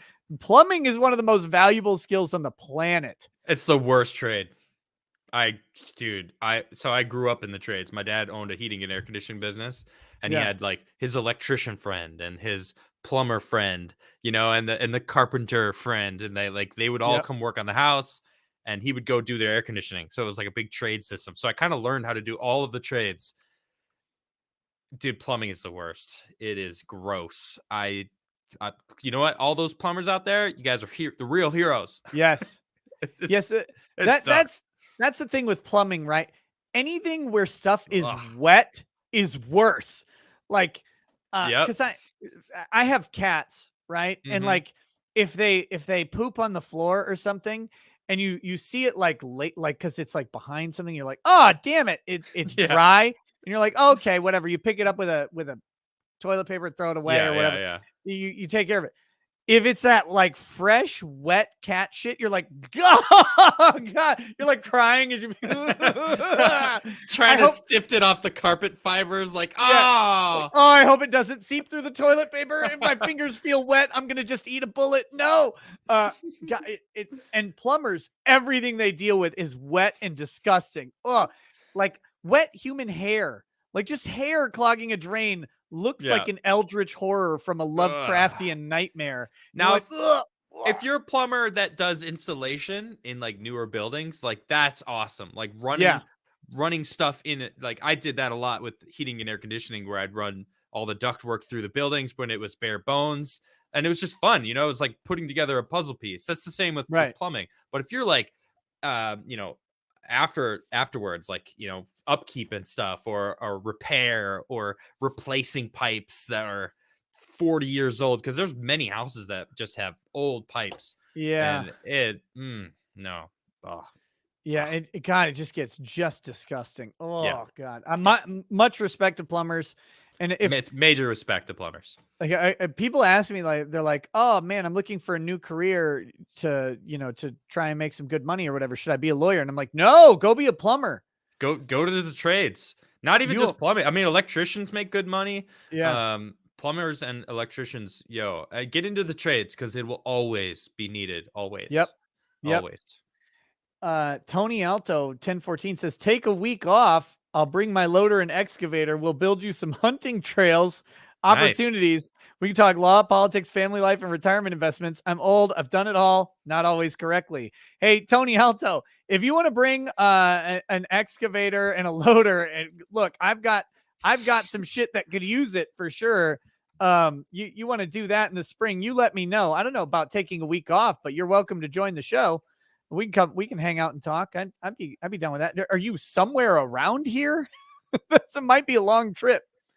Might be a long trip. Tina says, Nick, did someone just admit to being a furry? They're trying to infiltrate us. Get the heavy flamer. For the Emperor. So I had a show. I don't know. You probably didn't see this, but I had a show. I don't watch your show. I wouldn't either. I had a show at Drexel, and we interviewed a diaper fetishist. Oh, God. And their premise was, I'm degenerate and disgusting, but furries are worse. because this is a diaper fetishist, but the only way to be worse and lower than that was to be a furry diaper fetishist. Wait, is that how they do? They wear a diaper under the furry suit, so they don't have to, like, they can really live the life. Yeah. That's so, like, that was his whole point, was like, no matter how degenerate you think that someone's fetish may be, there's a furry with that same fetish, which is worse. It's like, you're like, okay. You're like, cuckolding is really weird. Well, there's a furry cuck, right? And diaper fetishes are really disgusting. Like, they're crinkle bottoms. That's odd. And then you're like, oh God, there's a furry wearing a diaper. That's somehow more gross, because there's matted fur involved and laundry bills. Exactly. And then there's like the furry that wears the diaper, who's also a cuck. Yes. Oof. And Silva Luca just responded. They call that a Goldman. Silva Luca says, under the fursuit, ha ha ha, if only. See? Oh, God. Oh, yeah, that's your new name, Adam Crigler. Crigler? Crinkle bottoms. Bring it on, man. These people. Viden the Cold One says, hey, guys, always good to see you, Nick. Or always good to see you. Nick, I get spinal cord stimulator implanted on February 7th to help with nerve pain in my back and legs. Ooh, man. I hope it works. I hope it goes smooth, because that could be shitty if it doesn't go well, but I hope it goes smooth. Viden, get stimulated. I hope your stimulation goes well. He says, he also says, you have a large nose, Nick. Holy shit, you do. Wait, go look sideways. Damn! You never noticed? Of course I did. Oh, you son of a bitch! Are you serious? You scumbag! He thought I couldn't see his nose. Oh, you bastard! Oh man, the nose is blocking the obvious facts. Anyway, continue, please. This is fun. I'm gonna go eat arsenic now. Emphasize says, "Cheers, hey, what's up, buddy?" And then let's see. Okay, that's that. So with that, let's talk. What else is going on in the world, man? Oh man, I've been fighting the black pill, man. I'll be honest. I've been fighting it. I really want to be positive. I really like looking at the positive light and trying to recognize and see a pathway forward. And I mean, the reason I got a strike this time was so egregious. I was talking about the governor's election in New Jersey. Okay. Specifically that one. It happened back in September. Yeah, I remember. Or November or something. And Murphy pulled it out. He won, but they called it that night when there was still a full county that wasn't counted. And it was like a really big county. It was like 800,000 votes or something. Crazy. And I was like, this is insane. Like, look at this. If you were in that county, you wouldn't know if your vote counted. And I said the words, I know my vote counted in the 2020 election, so I'm not worried. So I at least know that my vote counted. Right. That's the only time I mentioned the 2020 election. And they docked me for misinformation about the 2020 election. And I'm like, how? Where? Well, so you said your vote did count. Exactly.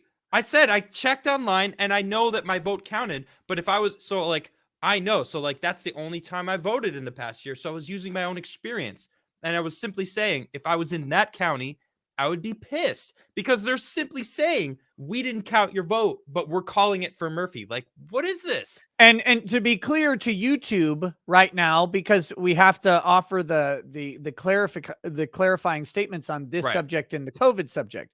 The clarifying statement is not that the county or the state did this. It's that the news station calling the election didn't include that county in its results. And so it's both of the articles I read, one was from like ABC and another one was from the local news source there. One was this county didn't get counted and the other was they called it for Murphy. So like I was just reading sources that were actually vetted news places. So like I didn't do, I'm very careful. I don't talk about COVID anymore. I don't talk about the 2020 election. They beat it out of us. Dude, and this is the craziest thing. It was like a month and a half before they gave me the strike, or after. So it was like I did this episode, a month and a half prior to getting the ban, and it's like, why are you going into my old episodes? Now this worries me because now I have 2 strikes on my channel again, and if you watch my show, those who have watched my show, dude, I covered all of the discrepancies in that election. In 2020, like heavy. I was leaning into all of it because I was seeing it. I'm like, look at this one. And then of course they changed their terms of service like in the summer of 2021, or no, it was earlier in the year. It was like April, springtime. Yeah. And they were like, all right, well, you're not allowed to say any of that anymore here on YouTube. And it's like, the only good thing about that situation was they at least made it for content going forward. They didn't apply that to things that had happened prior to the change. Okay, good. I mean, so I'm fine now. But the change was really, well, I mean, I say that. That's what they say, but they don't want me on they don't want me on YouTube, guaranteed. It's crazy because like you don't strike me as a guy who, I mean, don't take this the wrong way. I think your takes are good, but you don't strike me as a guy that like is so dangerous. Right? Like Washington Post wrote an article saying that my show was causing extremism in the right. I kid you not, dude. They wrote an article about me and my show being extreme. Your nickname is Soy Jesus. Right. It was. There was a time that I was a Soy Jesus on a certain show, but that person died August 12th, 2020. But yeah, I mean, sure, but I still talked about the things that aren't in the narrative, right? I definitely don't follow the narrative, and they probably hate me for that. Yeah, but you also don't strike me as like, and I'm going to use this. I do not think that this person should have gotten the treatment that they got either. But you don't strike me as an Alex Jones, right? Like, you don't strike me as someone who is hyping up and amping up people in this space in that way, right? Like, and again, I don't think Alex Jones should have been whatever, but he is. Like, there's the political YouTuber chart, and it was like sub versus dom on the y-axis, and then it was it was top versus bottom on the y-axis and sub versus dom on the x-axis. And Alex Jones is top right corner, right? He's a top and a dom. Yeah. And Ben Shapiro was in the bottom left corner. He's a sub. He's a sub and a bottom. Yeah. And, but you don't strike me as that, this level of energy and intensity that Alex Jones brings. And that's, that's fine. That's his space, and he occupies it better than anybody else.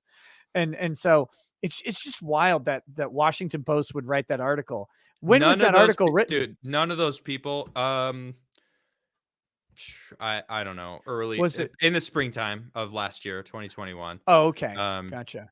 But none of those people that say that about my show actually watch my show. Of course not. Because as I said right at the beginning of this, it's like, I want to be positive.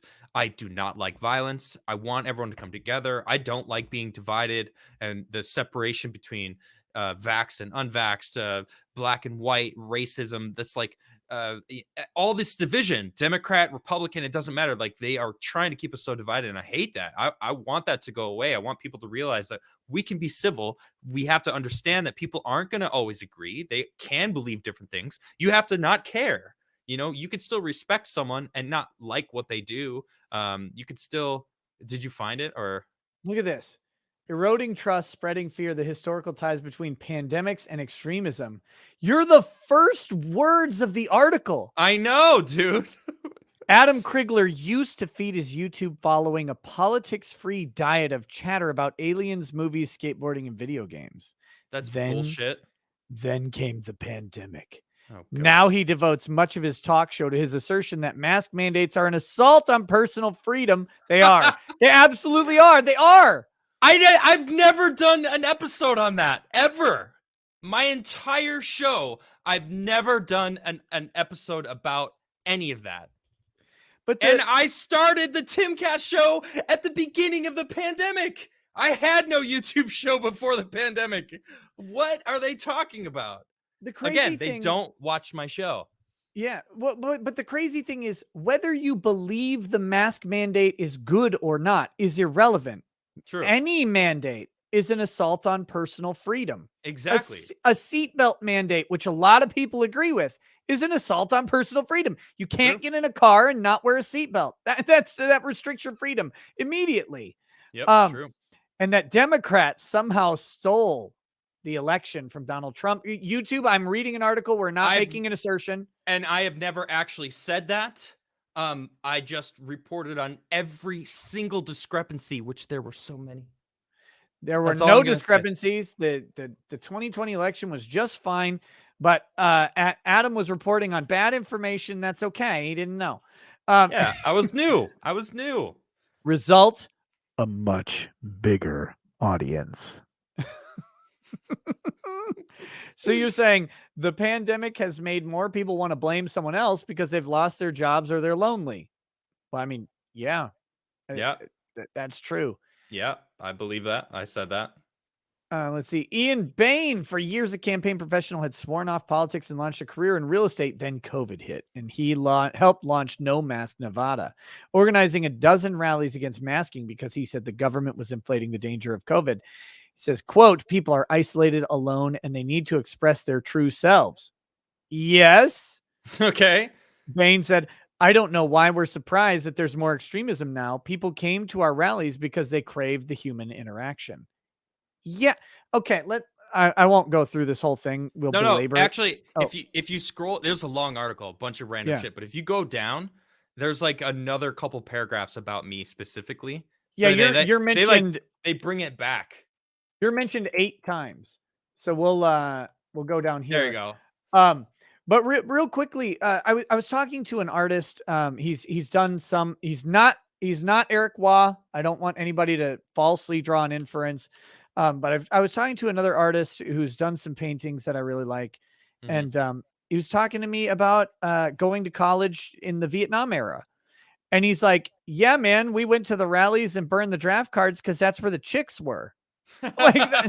So yes, people do go to rallies and they join political movements due to a desire for human interaction and interactivity. Of course, that's not new.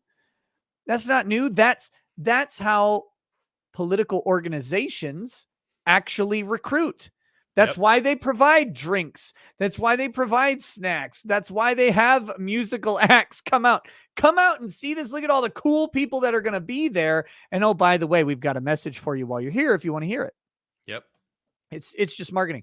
So as a professional skateboarder, gamer, musician, and model, Crigler has developed an online following before the virus hit.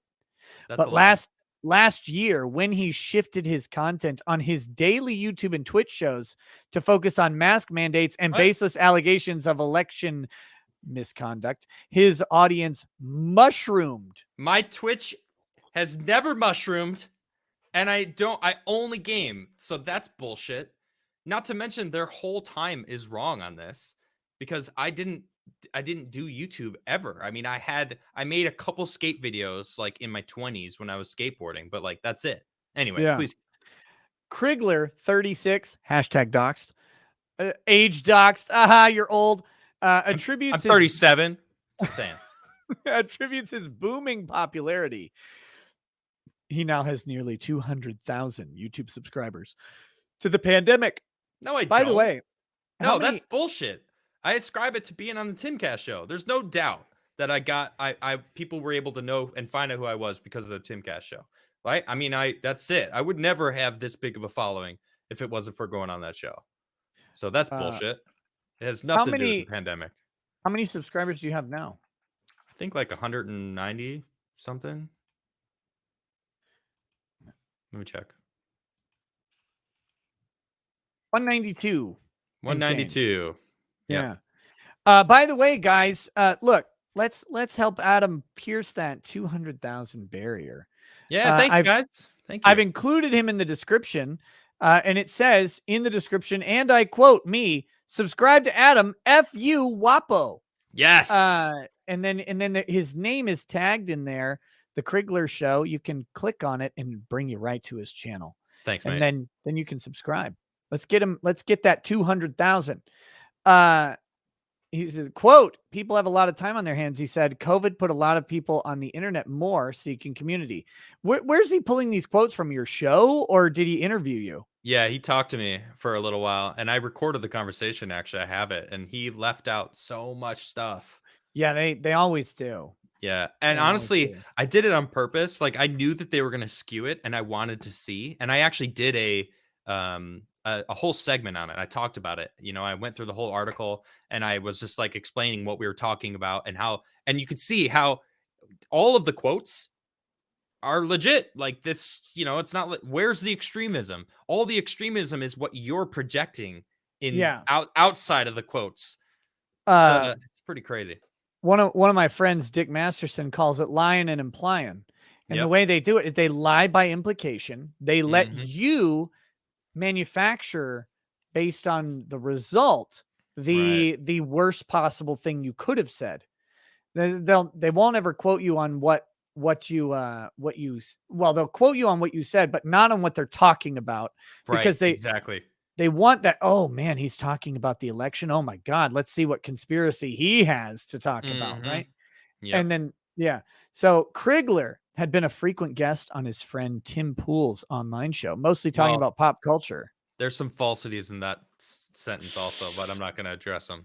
Then last summer, quote, because of COVID and the riots, it became a political show, and I felt I was slacking, Crigler said, so I started doing my own research.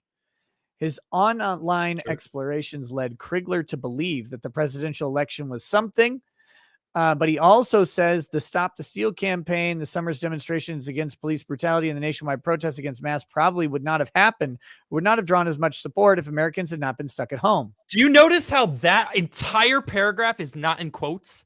There's Because only I only never thing in said quotes. any of that shit. The only quote is the name of the campaign. That wasn't even the campaign I was a part of.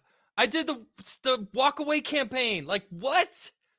Dude, this is it's all lies. It's such bullshit.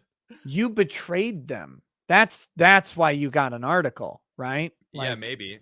Although I never was a liberal, I just didn't pay attention. There's a big difference. People are like, oh, he used to be on the left. No, I was never on the left. I wasn't on the right. I just didn't give a shit about anyone but myself. I was a selfish, younger human being. I think most of us are until we realize we're all in this together. Some people never realize that, though. Yeah. People just weren't used to being alone so much. People want to belong. These are true statements. All good statements, right? Yeah. That's the end of your quotes. Fuck Washington Post. Yeah, well, they're the hit piece. I'm actually surprised your channel survived this, in all honesty. Yeah, sure. No, because I don't know how much you know about like this sector of the internet, but like the Kill Stream, right? Ethan Ralph's show. Okay.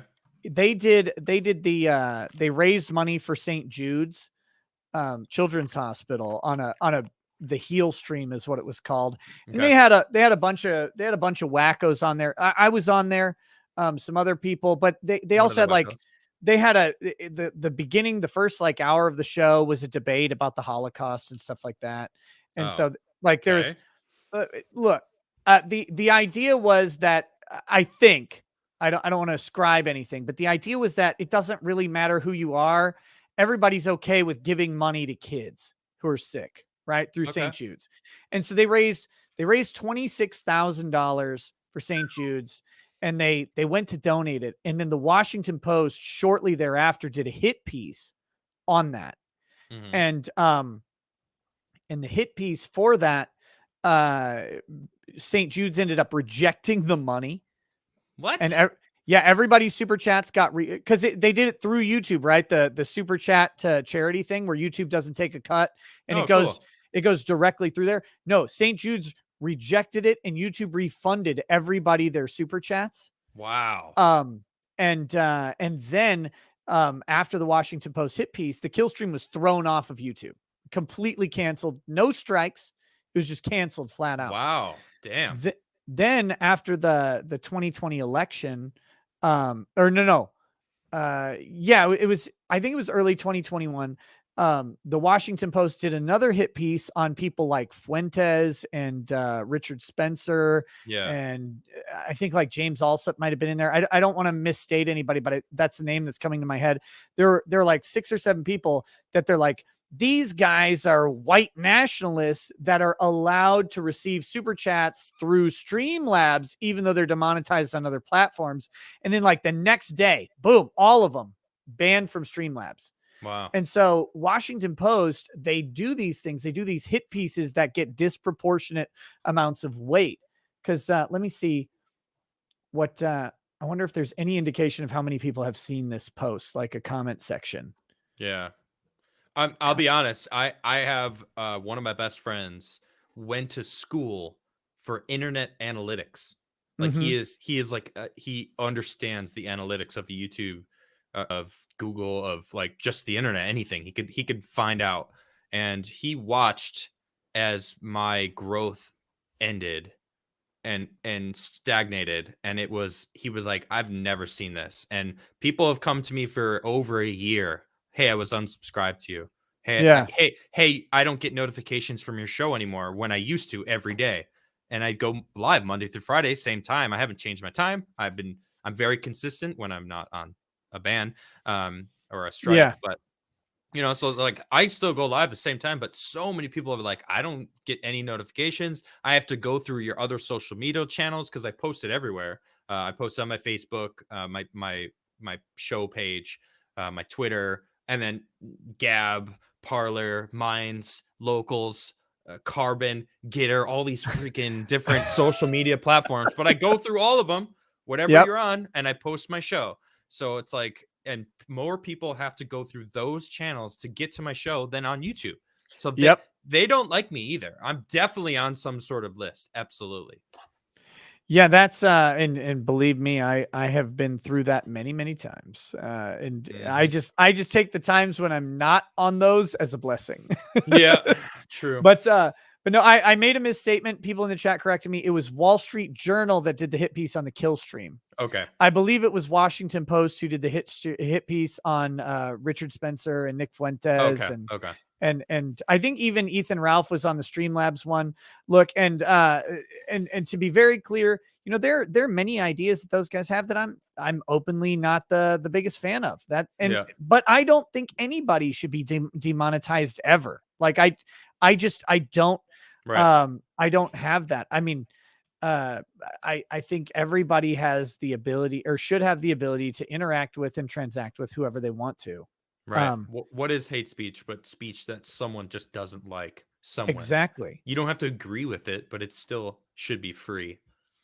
Yeah. It's like, why should me disagreeing with your speech mean that you don't get to earn money from it? I mean, what the hell do I matter? Right. At the end of the day.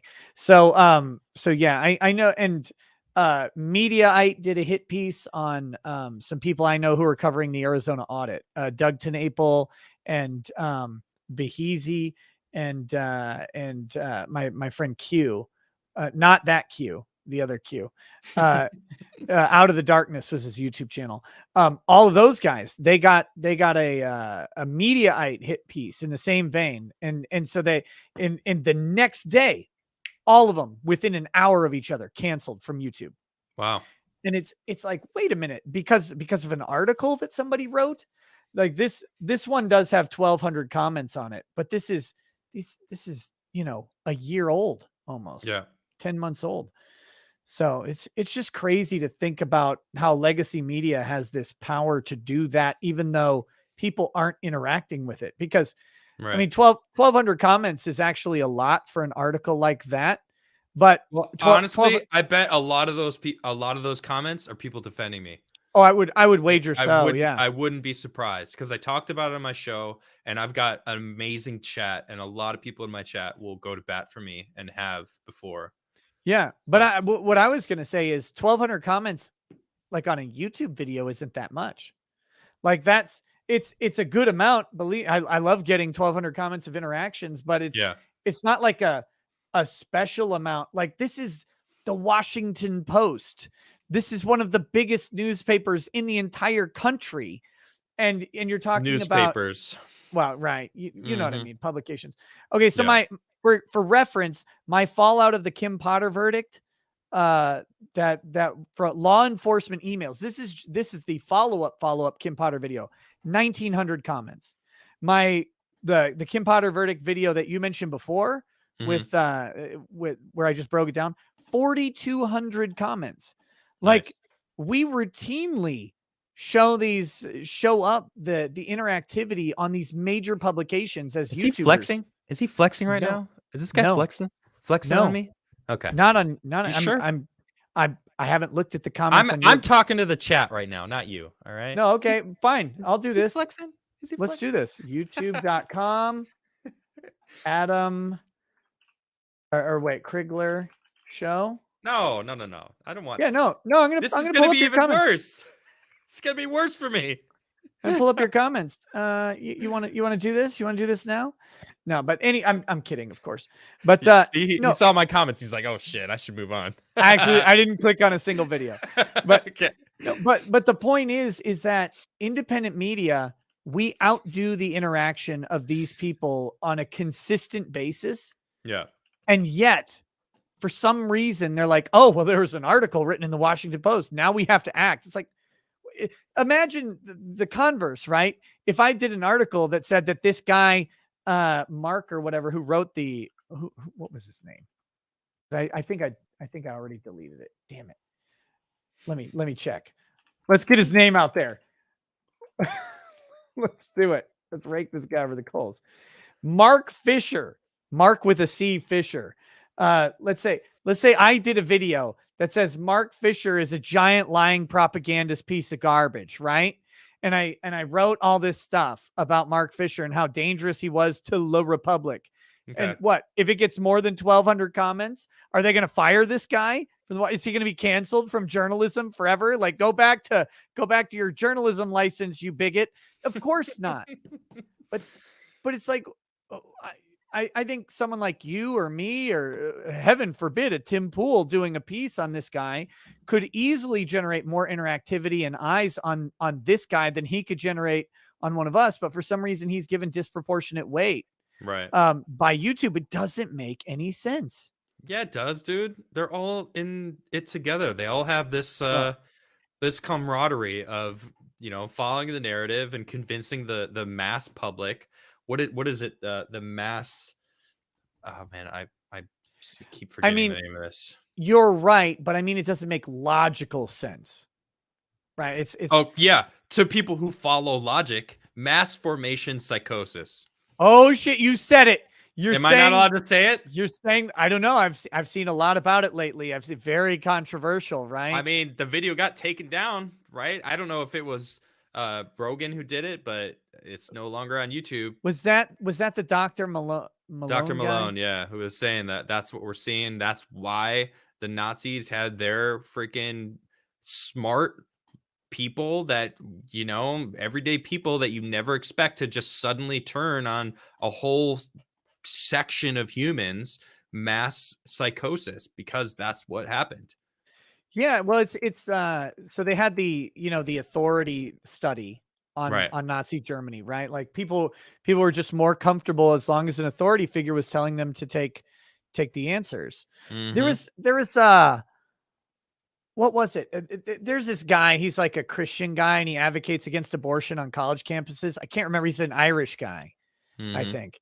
And he runs around. That was part of his argument, right? He's like, he's talking to people about the abortion of Down syndrome babies, for example. And he's like, well, what do you think about that? And he's like, you think it's okay? And they're like, yeah, well, it's fine because it's legal or whatever. And then he brings up that not the abortion, but the flat out killing of Down syndrome people in Nazi Germany was part of the policy. It was legal.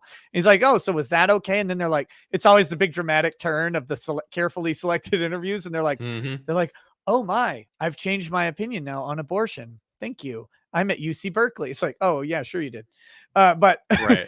but that's the idea, right? Is like you have an authority telling you what to do, and it allows people to delve into things that they otherwise wouldn't go for.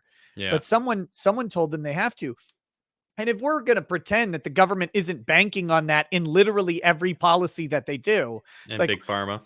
And well, big pharma government, we're speaking the same language here. These are these are synonyms now in Webster's. Yeah.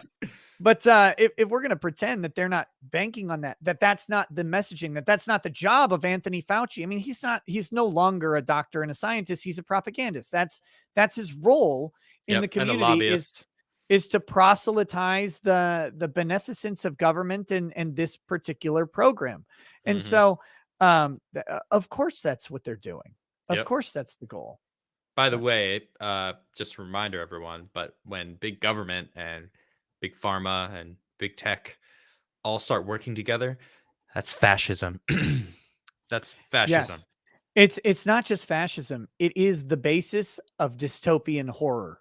Yep. Like 1984, Rollerball, which, by the way, Rollerball is an undersung hero of dystopian. I never even heard of that. Rollerball. James Caan Rollerball. Don't watch the new one with Colin Farrell or whoever was in it. The remake is just don't bother with that. Okay. But the original James Caan Rollerball is amazing. Cool. And these dystopian things, they don't happen because the government does it. They happen because everybody does it. Yeah. Because the big movers do it. And Rollerball, every city, it's no longer like Houston, Texas, right? It's Ford City or Dodge City or whatever. It's the corporation that owns the city that does it. And Rollerball is like a violent roller derby sport that is sponsored by corporations, and that's how they That's how they promote their cities and stuff like that. But when you start watching the movie, you're like, there's this control of information. They uploaded all the books, so they got rid of all the physical copies. All the books are in the computer. And so like James Caan goes to one place. He's like, hey, I want to access these books. And like, oh, those are restricted. You can go to this location and get access to them. So he goes to that location. It's like, oh, well, the computers had a problem. It deleted that section. And you're like, holy hell, like this is a horrific future. But that's what where dystopian hellscapes come from, is when these forces align. The reason corporations used to be a foil for the government is they were these big organizations that had a lot of people behind them and a lot of power and sway, but they were opposed to the government. They were fighting with them. The government had to grant them license to exist and all of this stuff. And there was a power struggle that occurred there. When you've got big tech and big government in the same place, there's no power struggle.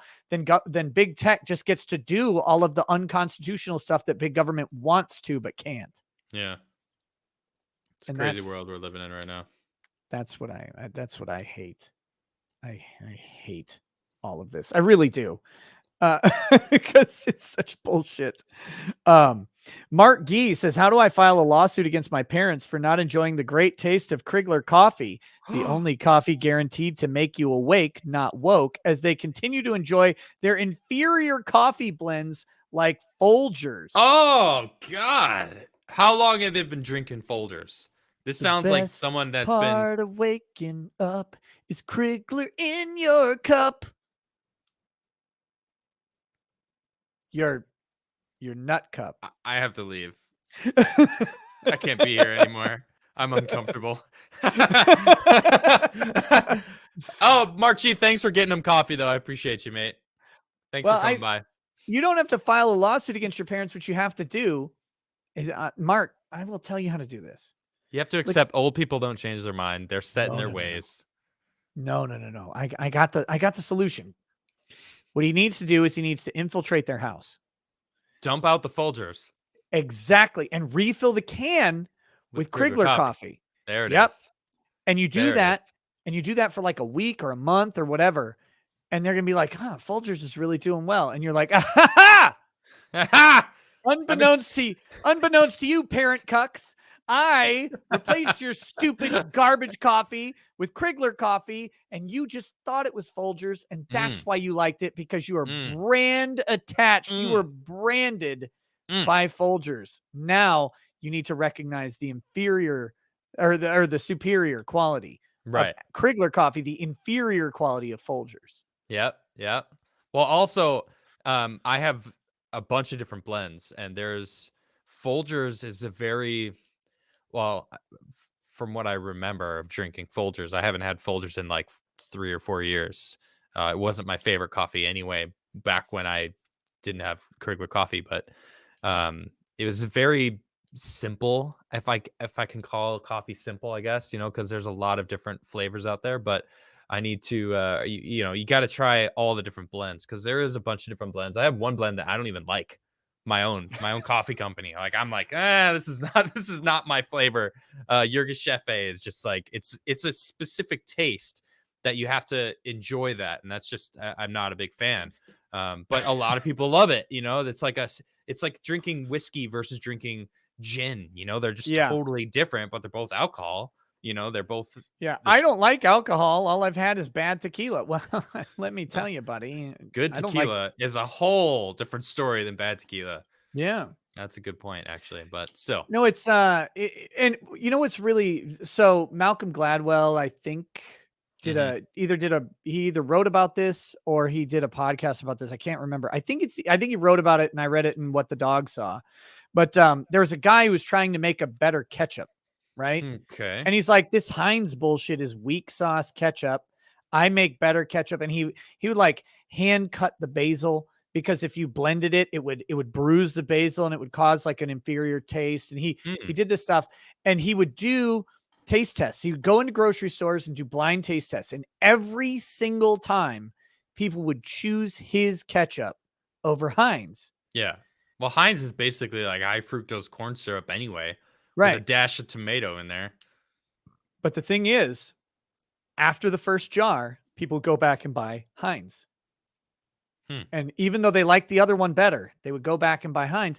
And the thing is that Heinz wasn't a risky taste. It was a safe, well-balanced taste, similar to Coke and Pepsi. Yeah, it's like there's a bunch of other colas that are out there. Coke dominates because it balances between the 5 different taste zones in the mouth. And it's a very good balance. Same with Heinz. Same with all the brands that end up being the most successful is they tend to have a better overall balance of taste factors that hit these things. And they're comfortable for a broader audience, even if they're an inferior product.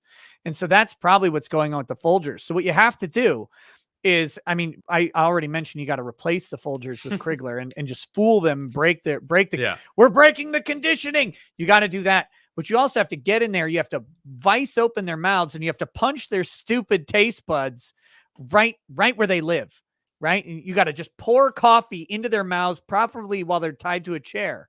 You can try that. That's the Crigler way, is to tie your parents You're up. A lawyer? Well, I'm doing an ad for you. I'm not doing a lawyer thing. No. You paid me to say this. You tie them down to a chair, use a speculum, and you push open their mouth, and you just shove raw coffee, beans or grounds, either one, into their mouth, and you say, I call it coffee boarding. It works. God, Yeah, just put a rag over their head and invert them on a table at a negative 38-degree angle and just ladle coffee onto the rag. It's perfect. They'll love it when they're done. Oh my gosh. Make sure it's hot. Ladle them with... It's got to be fresh coffee. You got to ladle them with Folgers. They don't like that anymore. You can be like, well, but Crigler coffee offers a superior taste that didn't try to murder you. Wow. Yikes. Oh my gosh. So, okay. So tell me about, I didn't watch or listen to the Rogan Dr. Malone thing. Did you listen to it? No, I haven't listened to it. I've seen many clips floating around. Yeah.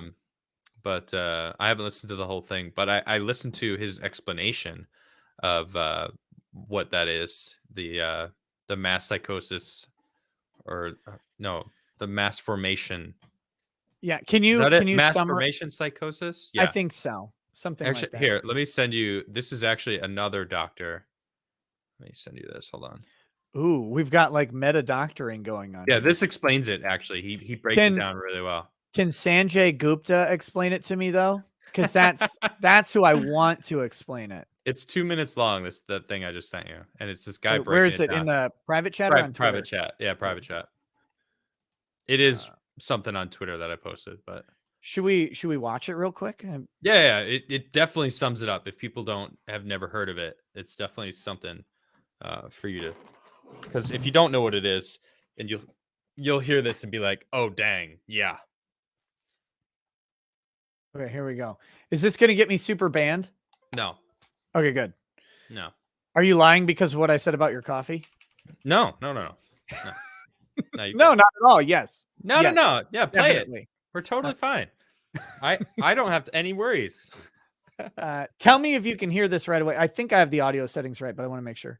Briefly define what mass formation. Okay, so you can hear that. Yeah. Mandy Karavichus says the Crigler coffee will wake you from 1,000 deaths. A cup of blackened blood. Die. You're dying for a cup. Prepare for ultimate flavor. You're gonna get some now and scream for the cream. My gosh. I mean, I love it, actually. It's pretty amazing. Is blackened blood one of the flavors, or is that just colorful language? Colorful language. Yeah. Okay. Very imaginative, Mandy. Thank you for that. Thank you, Mandy. Very good. Okay, here we go. Here to these guys. Is specific phenomenon emerges in a society if a few conditions are met. At least 4 conditions that have to be fulfilled. A lack of social connectedness. The second condition is that there have to be a lot of people who experience a lack of meaning making. And then the third condition is... Wait. So lack of social connectedness, and the second was lack of meaning making? Yep. Okay. Yeah, so like a purpose in their lives. Yeah. So the first one, we've got a lack of social connectedness in a way, because you're connected online, kind of, but you're not really connected. I mean, you're not. Humans are social creatures, and we have we can feel other people's presence when we're near them. You know, it's not the same. Yeah. Like right now we're talking online, but you know, I don't feel your presence, you know, like Right. I If can't we were in the same room, we'd be nipple rubbing. or, you know, docking. I thought we were, well, must pass that. No. Oh, okay. Yeah, I mean, I don't know. I mean, maybe we're at different spots in our relationship. Maybe there's a disconnect there. Maybe we should use some couple. My heart just broke. My heart just broke. That's okay. I thought I meant something to you. my electric nipples are feeling neglected right now. So but anyway, no, we're not connected, all right? Not enough anyway. No, I can identify with this because I did there's we homeschool, right? And we're in a very conservative Christian community, and the overwhelming majority of the homeschool families are conservative Christian. I don't think this is a big surprise to people. So not a lot of docking going on. Not a lot. Not enough for you. Only in the confessional. No, so there's like a hole right in between. Never mind.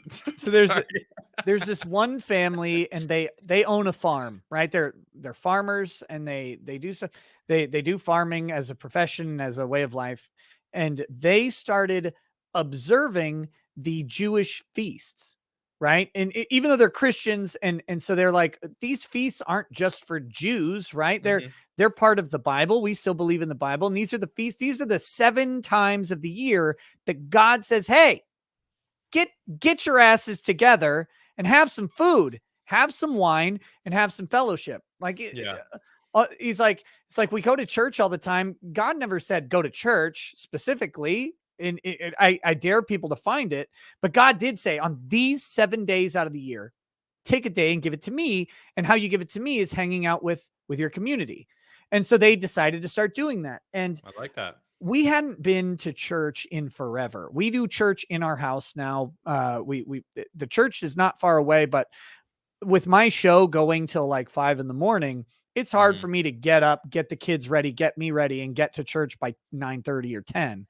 Yeah. So instead I roll out of bed right before church starts, and I go join the family in the living room, and we watch church on the TV. And that's been pretty good. But we went to one of these feasts, right? And it was Shabbos, I think, or Shabbat, one of the two, or Shabbat, I think it was, or Passover. And I'm sitting there, and I'm in the room, and when I'm talking like this is a feast, we had like 150 people. It's amazing. And we're up in the loft of a barn, and they have lamb and they have wine for everybody. And nobody had to pay anything to come here. And it was all open. We got like 150 people, and we're sitting there, and there's this moment where they said, okay, there's a tradition as part of this feast where the kids play a game. And when the kids come back from the game, the sort of prize or whatever is that the families pray over their own children. And just let them know that they're appreciated and loved, and they were missed while they were gone.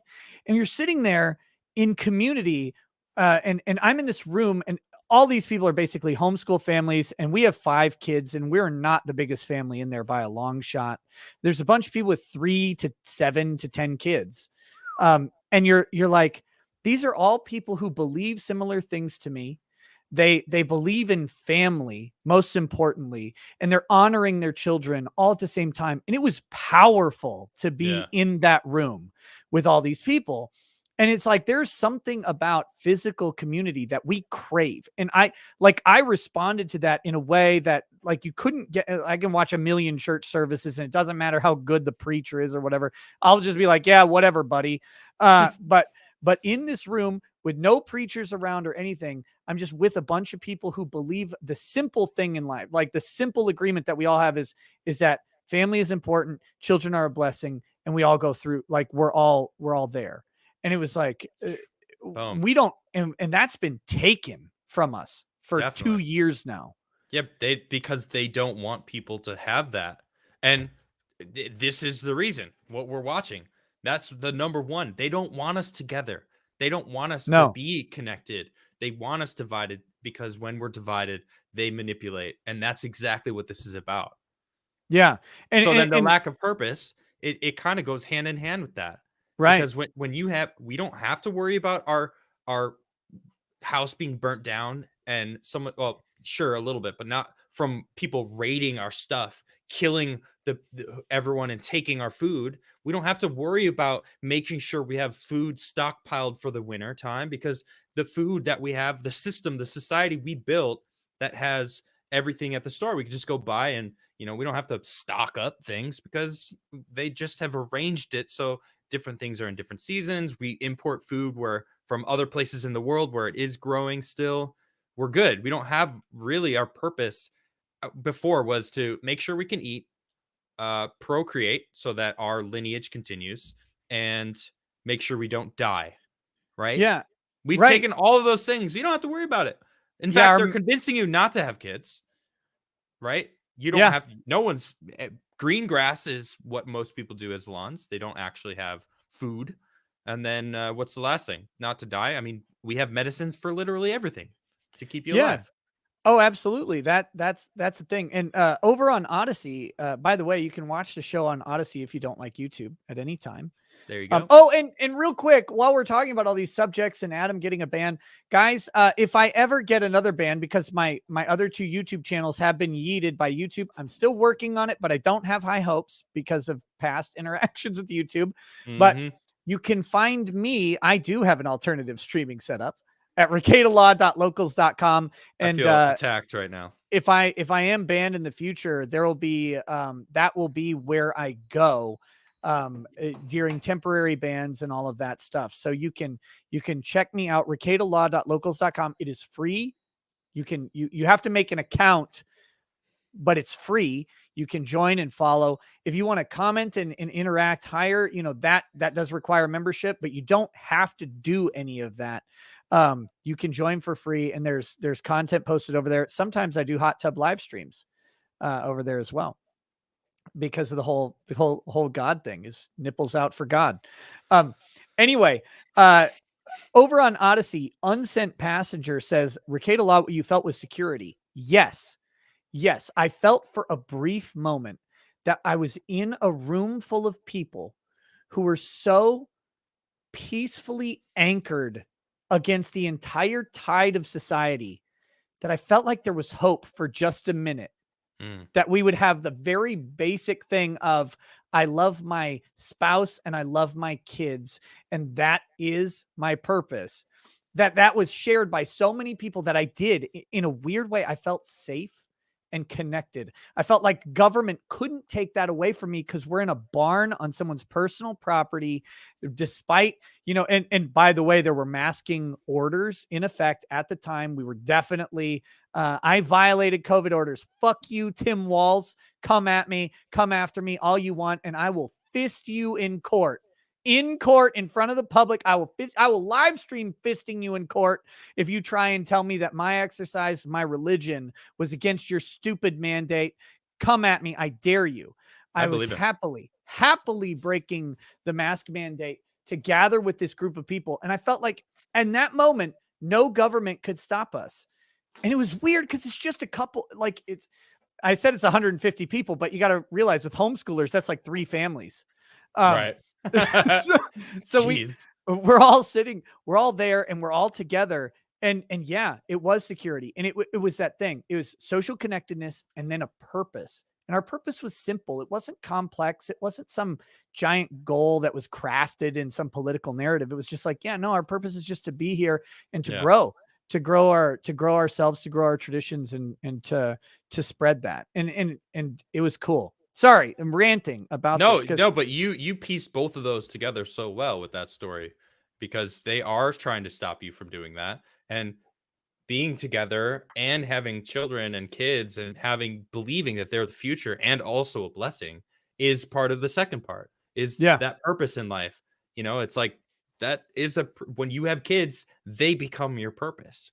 Well, I would hope that you treat your kids in that sense, I don't even have kids yet, and they are my purpose right now, because I want to make sure that I can give them the life that I would want to have and to give to my kids. Right. I mean, I want to be able to support them. And I just bought a house, and my wife and I we're ready, so we're going to be like, in the next couple of years, I'll be a dad, and I want to strive to be a strong supporter of them. I mean, I learned that from my father. My dad worked his ass off to support me and my sisters and my brothers as well. It's like, yeah, I want that. I want that purpose. Having kids is so great. It's so fun. Like the process of having kids is super fun. I love the process. It's wonderful. We're gonna try really hard. It doesn't involve Matt from Tinder. That's amazing. Like if you want to have kids, you don't need Matt from Tinder. Like that's tough, right? Going through Tinder and finding Matt's name, like you're swiping left. And, you're like Matt. Swipe right. You don't need to do that. Matt. You don't. It's amazing that manliness doesn't involve another man. It's just you and the wife that can do it. Something all about on your that. own. Yep. Right. Okay, let's get back to these two. So that was two. This is a podcaster. He's a podcaster. It's the pandemic podcast. I don't know. Oh, but okay. It's this guy, Dr. Mateus, who's explaining it here. Okay, gotcha. Here we go. Back to this. That there have to be a lot of people who experience a lot of free-floating anxiety that is not connected to a mental representation. That was actually he's actually saying number 3. Yeah. So he said number 3 is people have to have like a lot of free-floating anxiety, and I mean, I think y'all can do the math on this one. You know what I'm saying? But he actually, I just wanted to say that because I don't know because we were talking about the first two. And you might have missed that was actually, he's actually saying the third one. So you can continue it. Yeah, dude, I've got a chat. Hey, Matt from Tinder. What up, dog? What do you mean, my dude? Son of a bitch. It's not going to be not funny to me for a while. I'm trying to be a better person, but I can't stop laughing. Yeah. That's the trick. What did he say? What was back the it phrase? Up a little bit. Back it up like 5 seconds. Yeah. Here, let me. It is not connected to a mental representation. Wait, it's farther. Yeah. Like free-floating anxiety that is not connected. Okay, a free-floating anxiety. Let him finish the sentence. Oh, actually, go back. Go back to like 18 seconds, because then he's going to explain the whole thing. All right, here we go. There you go. We'll get it in its purest distilled form. A lot of people who experience a lot of free-floating anxiety that is not connected to a mental representation. You end up. Is that good, or do I need to listen? Wait till you hear number 4. Okay. He'll explain it in full here. So not connected to a mental representation. And an extremely aversive, negative emotional state. First condition, lack of social bond. Second condition, lack of meaning making or sense making in life. The third condition, a lot of free-floating anxiety and psychological discontent. And then the fourth condition. Okay, go ahead. Well, you can see it's like it's almost like saying it's not based on like a logical reasoning. It's free floating, and it's kind of like it doesn't actually make sense. Like right now, I can't actually say what I was about to say because I don't want to get your channel in trouble. I've said stuff like this and I've gotten a strike. Yeah. I don't even know how I can like use the math, people. Like why would people be freaking out based on logic or not based on logic because they're being told? Well, I'll what's say going it this on way. right now that doesn't make any sense. I can couch it in this story, I think there's a Minnesota woman from Albert Lee. She's a bar and restaurant owner, right? Okay. And she opened her restaurant in defiance of the COVID lockdown. Okay. She was charged with violating the lockdown order. It's a misdemeanor in Minnesota, which means a maximum of 90 days and $1,000 fine. Now, to let people know, if you have no criminal history and you commit a misdemeanor in Minnesota, you're basically going to get 0 jail time. Right. You're going to have a $250 fine, or a presumably service or something. Yeah, maybe. Right. Maybe. You're probably just going to get a year of probation that says, you know what? Don't violate any other laws for a year and get caught. And you're going to be okay. And the misdemeanor is going to go away. What they don't want to do is put you in county jail over a misdemeanor if you're not a routine offender. They don't want to do that. It's a waste of resources. You're probably scarred enough from going to court and having your name dragged and all that stuff. Mm-hmm. So they get to this thing. The prosecutor, they find her guilty, and the prosecutor recommends a 9-day incarceration. The judge gives her 90 days. The judge says, no, I can max this out. Maxes it out. This is someone with basically, my assumption is no criminal history. Wow. And the judge says 90 days in jail because you defied the order. And he says, you put so many people at risk. You are going to kill people. You're going to cause death in society and all this stuff. Now, the perception of the judge, if we back away and put like from all of the politics and just put the human element, judges skew older, right? You have to be typically well established. This judge is probably in their 60s, maybe even in their 70s. Okay. And there's a disproportionate impact of what's going on in our country to someone who's in their 60s and 70s versus someone who's in their 30s and 40s. Right. And heaven forbid, 20s and teens, right? 20s and teens, you basically have very little impact on long-term health to the point of death. Or Whereas when you're 60 and 70, even getting into 80 years old, you can be at very high risk actually of actually dying from this thing. So this person, in my opinion, imputed their social anxiety that this guy is talking about. That's not connected on a grand scale to some sort of logical outcome, but is connected to their personal experience, their personal representations and conceptions about this have created a particularized anxiety in this person. And then they blanket applied it to this other person who doesn't have those same conditions. Right. Does that accurately describe what he's talking about, do you think? I think that so mass formation or mass formation psychosis is this on a grander scale, right? Where it's not just that, like that could be true for that judge, right? But add that on top of the fact that they're ignoring the data, they're not even looking at the things that you just explained about the younger generations. They're literally saying that. So that dude, I'm so nervous about talking about COVID. Let me say it. Let me say it so you don't have to talk about it. So mass formation psychosis is people taking that judge's individualized fear, basically, and kind of the conditions of that and applying it blanketly, even if it wouldn't necessarily apply to them. It's not just the judge. It's what the media is telling them. Right. The politicians are saying. It's what the scientists are saying. Obviously, I'm talking about the God Emperor Fauci, who and his word is law. I'm not saying that they're taking that judge's words. I'm saying they're taking the sentiment that judge expressed. Right. Disregard the judge entirely. He's just a product of the same sentiment. Correct.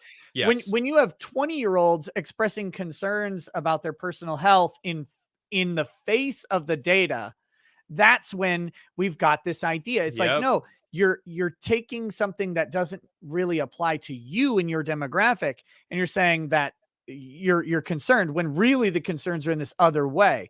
And the way we handle this in law is when we're depriving someone of an essential liberty like speech, for example, we apply strict scrutiny. Okay. And one of the tests for that is the least restrictive means test. And it says that whatever restriction we're going to put on free speech, for example, has to be the least restrictive possible application to make sure we don't sweep up otherwise protected activity. So when you put it in the realm of a pandemic, you say, and when we look at historical pandemics, I'm not even talking about COVID here. I'm talking about Spanish flu and stuff like that. What we saw were individual cities shutting down, individual areas putting temporary restrictions on travel and trade and stuff like that in their localities when those localities became at risk. But what we see now is a different approach where we've got federal and even state governments saying, no, we need to apply this blanket across this big area. And it's like, but that's not particularized. That's going to stop a lot of other people who aren't at risk from exercising their freedoms. True. And that's where we get into these problems with the policy, not the science, not any of that. We get into problems with the policy about how these restrictions are implemented and saying, look, I get it. New York and New Jersey are having New York City and I don't, what's a New Jersey city? I don't even know the cities in New Jersey, but New York City, LA, Detroit, they're having they're having issues with this virus, whereas in my area, Wilmer, Minnesota, you're not having issues with it. And so it's like, okay, well, it doesn't make sense to apply the same policy where there's not problems as where there are big problems. Right. And that's what I think this guy is kind of getting to. So sorry. Let's hear the last one. Yes, let's get it. A lack of free-floating frustration and aggression, a kind of aggression that you feel inside of yourselves, but that you cannot direct or aim at a certain object or cause. Narrative is distributed. Did he say a lack of free-floating aggression? I think so. A lack of free-floating aggression. So like if you, what does that break down? I think he explains a little bit more, but yeah, let's go, because that sounds like it sounds like almost like he misspoke on that point. So let's see, unless I misunderstood. Here we go. Through the mass media, indicating an object of anxiety, and at the same time providing a strategy to deal with this object of anxiety, a huge willingness in the population. Oh, no. He's right. He's saying that there's a lack of free-floating aggression, that the media, for example, has provided a particular way to deal with the aggression that you have. So it's not free-floating anymore. Oh, I see. You've got a aggression, and then you've got a funnel, basically, of pointing that aggression towards a certain thing. That's, I think, what he's saying. And it's giving people people who have a lack of purpose, that's becomes their now purpose to point their aggression towards the group, whatever group they are pushing with the narrative, which we all, of course, know what group is not following the narrative. Right. So here we go. Go along to participate in the strategy. When people start to participate all together in the strategy to deal with the object of anxiety, a new kind of social bond and a new kind of meaning making emerges. There is like a new kind of solidarity that emerges. And this makes that people switch from a highly aversive, negative mental state of social isolation, interpersonal isolation, to the exact opposite, to the extremely high level of connectedness that exists in a crowd or a mass. So people feel connected again in a new way. You listen to the mainstream narrative, then you will hear that everything is about solidarity. You have to participate. You have to accept the vaccine. You have to respect social distancing, because if you don't, you lack citizenship. Why people buy into the story, even if it is utterly absurd, is not because they believe in the narrative. It is because the narrative leads to the new social bond. All the frustration and aggression can be directed at an object, and that object is the people, for one reason or another, do not want to participate in the mass formation, the large-scale mass formations which led to Nazi Germany. Briefly to. Oops. Okay, so that makes a lot of sense. No, I mean, right? It's leading people to find the problem number one, right? Stop the community, stop people from gathering.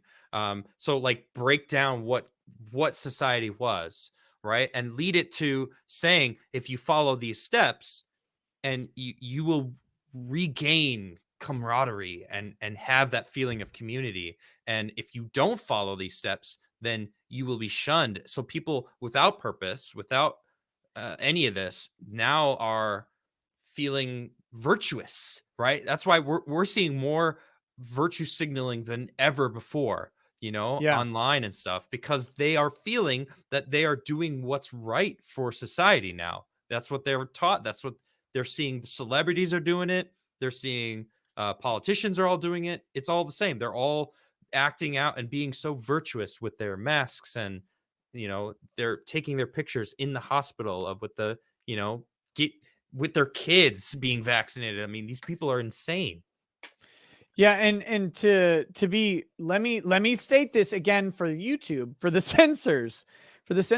We're not talking at all about is that Final Fantasy VII? It is, but I'm just trying to use it for my white balance because I feel like this is actually the original game. Nice. I have one of those somewhere. Your who white balance. Please. Sorry. What? I don't understand why. I'm like really blurry. Why am I so blurry? Hello. I don't know. Am I blurry to you? You're mildly blurry. You look. There we go. Wait, dude. If I just I turn off autofocus. I manual focus. look at that, yo. All right, I need to.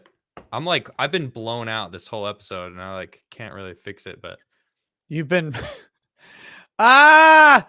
Tell the joke. Tell the joke. Tell the joke. You've been blown out harder than Jack Murphy. Ah. Oh. Wait, how do you find autofocus? Well, I have a camera. Oh, so I just turned it off on the that's camera. why your shit's. Dude, I don't like this Brio, man. I got the Logitech Brio, and it's like it's not very good. So I'm rearranging some stuff in my studio right now. So yeah, I usually use a really nice Canon. That's what I normally am using. But right now I'm just on the Brio. Wait, you're running the Brio directly into StreamYard? Yeah. The only way to change it is to bring up the Logitech app. Oh, really? Yeah, the Brio produces a very flat picture. It's a nice flat picture, but it is very flat. And so if it doesn't pick the focus right, like right now, it looks like it's focused on your mic because your mic is pretty crisp. Oh yeah, look at that. But I don't. Yeah, you'd have to pull up the app itself, the Logitech app, and turn off autofocus and then manually focus it. Hi. There, you're clear. Oh yeah, right at that like 1 foot range. Too close? It's good. It's good. There we go. Yeah, can we get into those pores? Open them up. It's got really weird really fast. Okay, so to the YouTube censors, this is not in any way talking about the effectiveness of any treatment or program or anything like that. You should never take medical advice from a YouTube person. You should only take medical advice from your doctor. Yes. And your doctor will have consulted the experts and they will come up with an individualized care program for you. And that's what you need to do. What we are talking about is regardless of the effectiveness or. Wait, didn't they make it a word? I thought they added it. They probably did because Webster's a bunch of cowards. But regardless of the effectiveness of a treatment program, is that there is a social construct that has been created around the policy of the implementation of this. And we are talking about how that interacts with human liberty, with human psychology. We're not talking about the effectiveness of the treatment itself. And that is for a different channel. You will never catch me on this channel tell people what to do in regards to vaccines or anything else. That's your decision to make. It's never mine. It's not mine. I don't want it. I don't want that responsibility in your life. So, for the YouTube censors, just so you know where we are and who we are. So, Roman Hand says, don't listen to Ricada Law, Adam. He uses batteries to power his camera and not a power cord like a normal person. I've actually ordered the power cord. I'm waiting for it to arrive. I've made fun of him many times. Yeah. I've been on stream with him when it died. Yeah. More than once. It might happen. It might happen tonight because I was on Joe's stream first. But but no, the power cord is coming.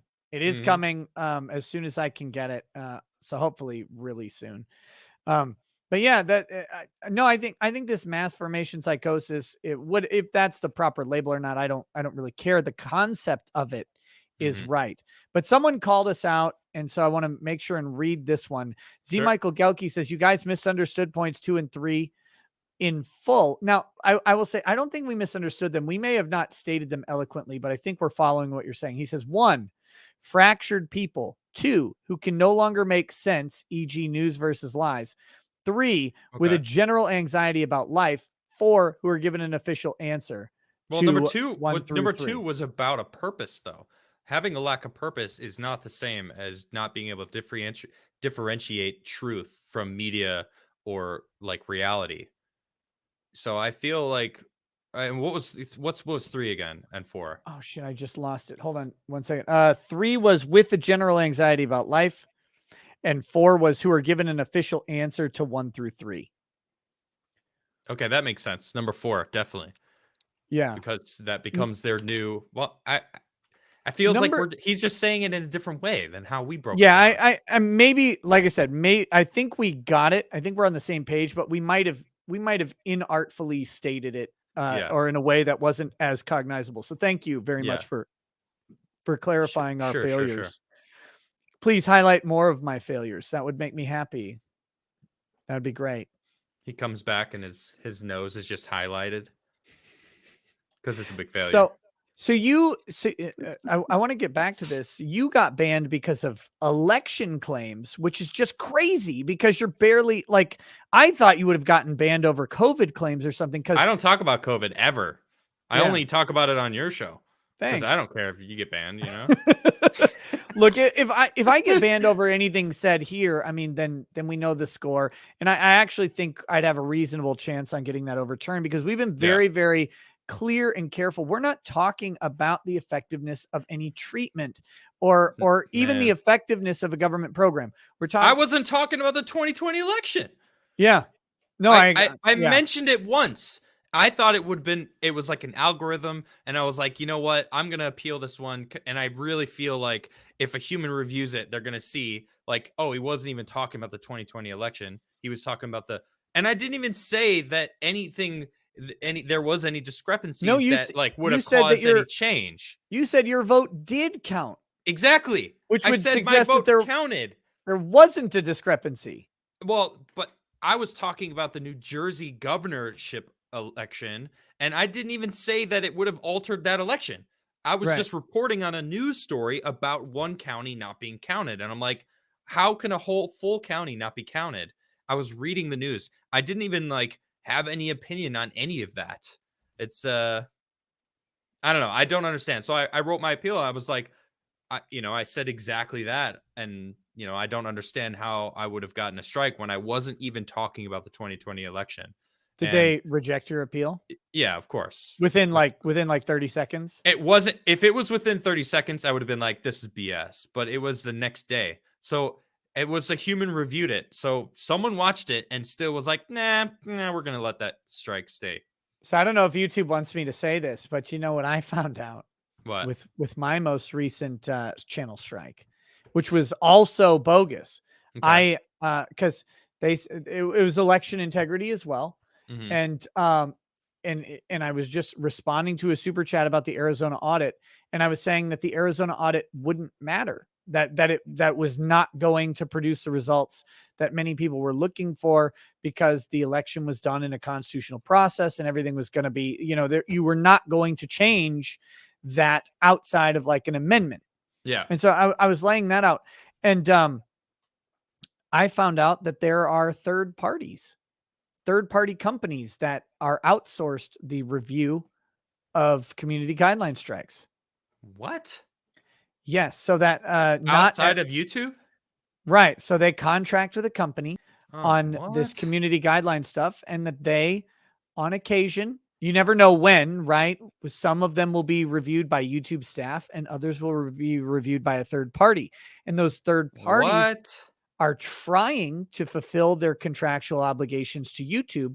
So they might be more inclined to preserve a strike when it otherwise should be reversed. Oh, I have so many questions. But good luck getting YouTube to acknowledge this. Good luck getting them to allow you to advocate for yourself, because that, to me, that's crazy, but that's how it goes. You have a third-party reviewer who has some vague direction on where YouTube wants to be on a strike, but you don't get a YouTube employee. Nor do I know what that company is or who works at that company or what kind of biases that they have. Yeah. I mean, I've when I got my strike, I was trying to get, I've gotten now, I think 5 different answers on things that were struck on my video. Mm-hmm. And 2 of those answers, the only 2 that make any sense, because the first 3 involved, I got timestamps and I checked them. I'm like, I didn't say anything even about the election there. I certainly didn't say anything about the election being incorrect, because I'm like, to me, I go, the constitutional process was followed, like it or not, complaint or not. You've got a constitutional process and it was followed, for better or worse. That's the result. Mm-hmm. And so again, outside of a constitutional amendment, you're not going to undo the election. So I made that pretty clear. And so in all of those things, I wasn't talking about. Then they said the last two were two specific chat messages in the live chat. Not even something you said. Not something I said, which is why. How is that possible? How can you be accountable for your chat messages?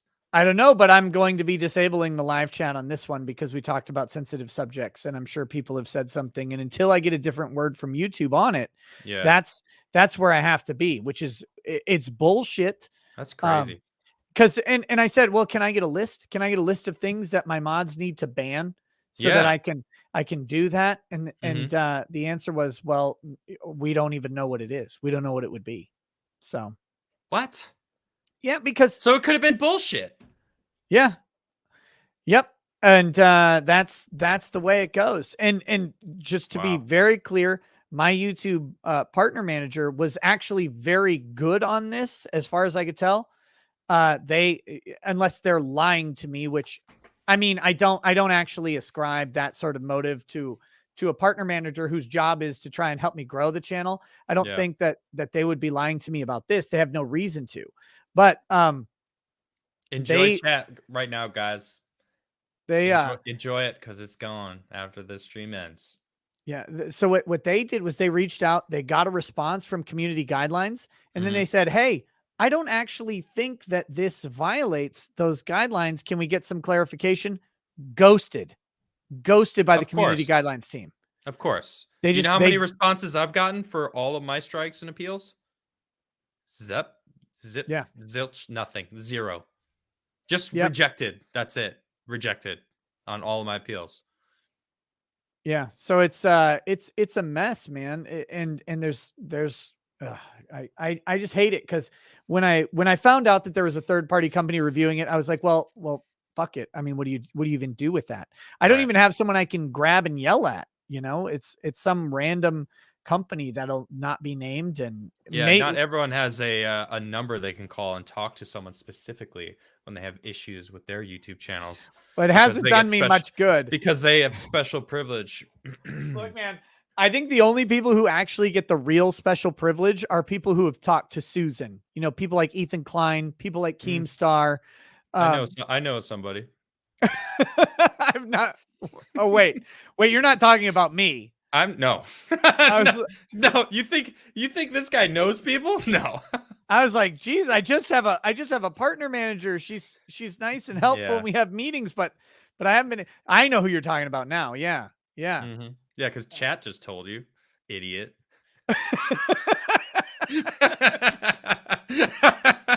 I was gonna buy your coffee, and now I'm not going to because your coffee will make me feel worse about myself. That's right. Drink your sorrows away. Drown in that whiskey. Okay, let me read some of these chats from over on Odyssey. Odyssey's now. Look, Odyssey, don't be bitch cucks.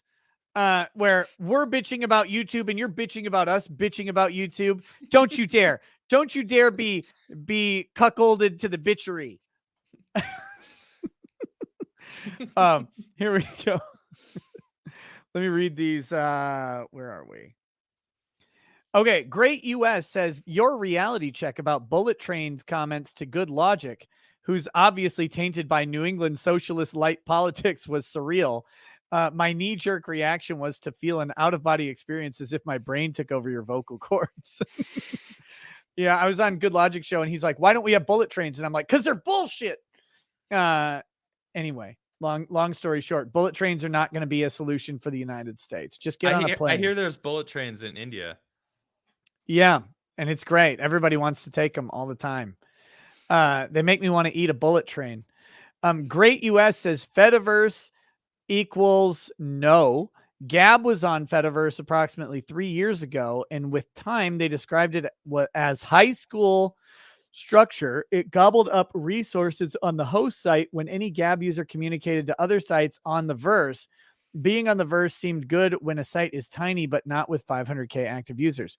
Look, I don't know anything about that at all. Same. So, good luck. But I think the idea with the Fediverse is that you don't need to have 500,000 users on anything. You can have local nodes with 20 users and it's fine. But I don't know. Look, I'm not a computer. Great US says no Parler. FFS people had to give actual government IDs to join. No, I think you had to do that to get the paid or the higher accounts. When I joined the verified accounts. Yeah. When I joined near the beginning, it was just an email. No wonder where people were saying it was Rhino Establishment Collection honeypot. By the way, you can use similarweb.com to see site traffic and determine which ones are worth it. Very cool. Yeah, because I never gave my ID to Parler when I joined, but I didn't have the verified account. They just had a pay to play verification system, which is fine. But they should not have. I mean, I think Twitter requires you to upload ID too to get a blue check. That's just how verification says. They want to make sure the person is who the person is. Great US says not no. Odyssey don't support strike through text, hence why you saw a blank in the last comment. No, I gotcha. Great US says attention YouTube. Culk pegged monkey super chatters. Why are you giving communist, censoring, loving, and anti-American gulag 30% of your money through YouTube? Here on Odyssey, it's 5% plus any processing fees. Joey Bronzoni says, hey, Nick, you are literally the only show I wait for since first watching some Rittenhouse trial content. True story. Here's a measly but lucky $7 that should add around 40 miles to your journey with the price of gasoline. Radicalized Ryan sent a money comment. Thank you. He also sent an Odyssey coin comment. Mark Gee says Adam may have been banned, but at least he didn't get pegged. True. That's a good point. True. Cheers to that. Malik Foxon says, by the way, talking about masks and COVID and stuff, brother caught the coup finally a year and a half after I had it. I think 2 days ago because he'd been coughing up a storm. Nagged him to get tested and he got a positive test. He's been fine. Symptoms are mild. Just goes to bed early now. That's the thing. I've heard Omicron is pretty mild for people who have gotten it. When I got it, it was not my. When I got, I don't know if I had regular or Delta or whatever, but whatever I had, it was not mild. It was shit, and I hated it for a week. It was awful. Yeah, I was down for the count recently, like a month ago. Yeah. So. Mark Gee says, Adam, use this time to get on Odyssey. Fuck YouTube and speak your mind. Thank you, Mark. Those are a couple different things. So you have to fuck YouTube. I mean, how do you even do that? Do you have to install a port on your computer? I think there's this thing you can join, the liminal order that teaches you how to fuck things, and have them fuck you. Wait, I think that would be like I would have to the seminal order. Did I spell it wrong? I'd have to get on Tinder and find you and have you fuck YouTube. Oh, right. That's how that works. Is Matt from Tinder still in chat? Matt, we need your help. Matt, we need your expertise. We need you to have sex with your computer and send it through the internet immediately. Oh my gosh. Well, man, it's 2 a.m. Yeah. My time. I'm gonna read the super chats. If you need to go at any point, please let me know and I'll. How many are left? Is there a lot? There's a chunk. There's a grip. Well, should I stay? I mean, I am getting kind of tired, but I'm trying to like suppress my yawns. I am too. If you want to stay for if you have to go at any point, it's cool. Just say, hey man, I gotta go. It's cool. But I'll burn through them. But if something pops up, I'm hanging out. That's fine. Gas and Heap says, hey Nick, could you please clear up the cuck article you wrote?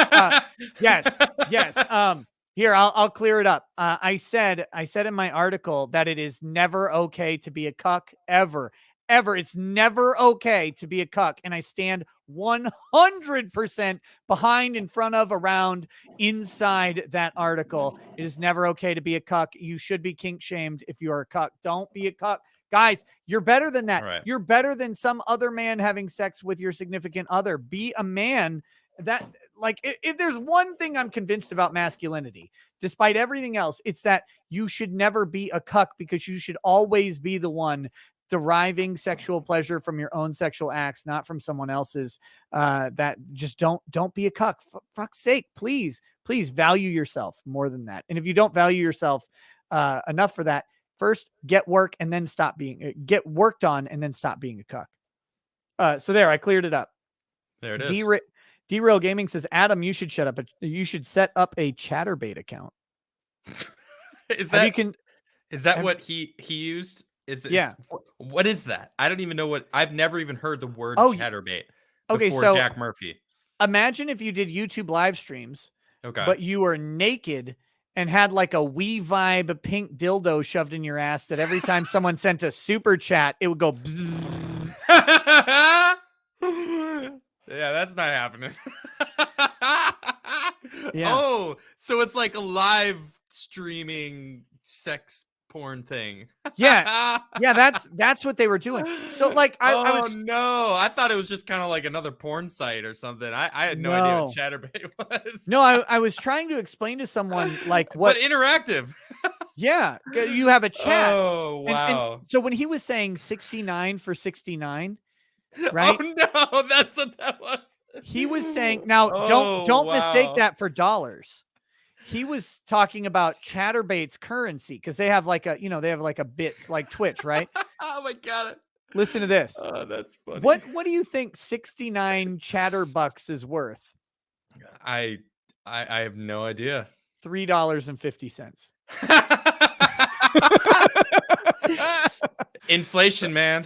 So yeah. So no, it's a thing. Now, Chatterbait is where a lot of cammers go, and they have these Wii Vibe Bluetooth connected things that get hooked up to like an if this then that site. So when a chat comes in, it'll vibrate, right? Like no longer is your significant other on their phone going bzz, bzz, bzz, bzz, like doing the different things. It's the chat doing it. And but if you think about what Chatterbait is, like we've been streaming now for 3 hours. That's a long time to be naked and trying to maintain like sexiness. Yeah. And so when and they go longer than this. So it's like 5 hours of just some naked loaf laying around going like, oh yeah, college boys. It's God, really, no. It's all right, hey Nick, I gotta go. I was gonna stay, but it's categorically unsexy. That's all I'm saying. Oh no. Okay, before you leave. I'm just kidding. No, I'm just playing. Before you run for the damn hills. Devil Dog Kook says, Adam, at the start you mentioned funding chats without YouTube getting grabby. Ask Ancient Order of Men. He rigged away and he can teach you. Devil Dog Kyle, good to see you, man. Thanks, dude. Hopefully it's not for the low price of $99 a month. Or 69 69 for 69. Oh no. STFUFFS says, oh Jesus, Bread Boy is invading Ricada now. Bread Boy? Are you related to bread? What the hell does that mean? I don't even know. I don't know. Dan Usher says, Nick, my daughter wants to know what turtle you have in the background. It's the one he shot and murdered and ate in a suit. And thanks for you and the LawTube fun over the last few months. I don't have a turtle in the background.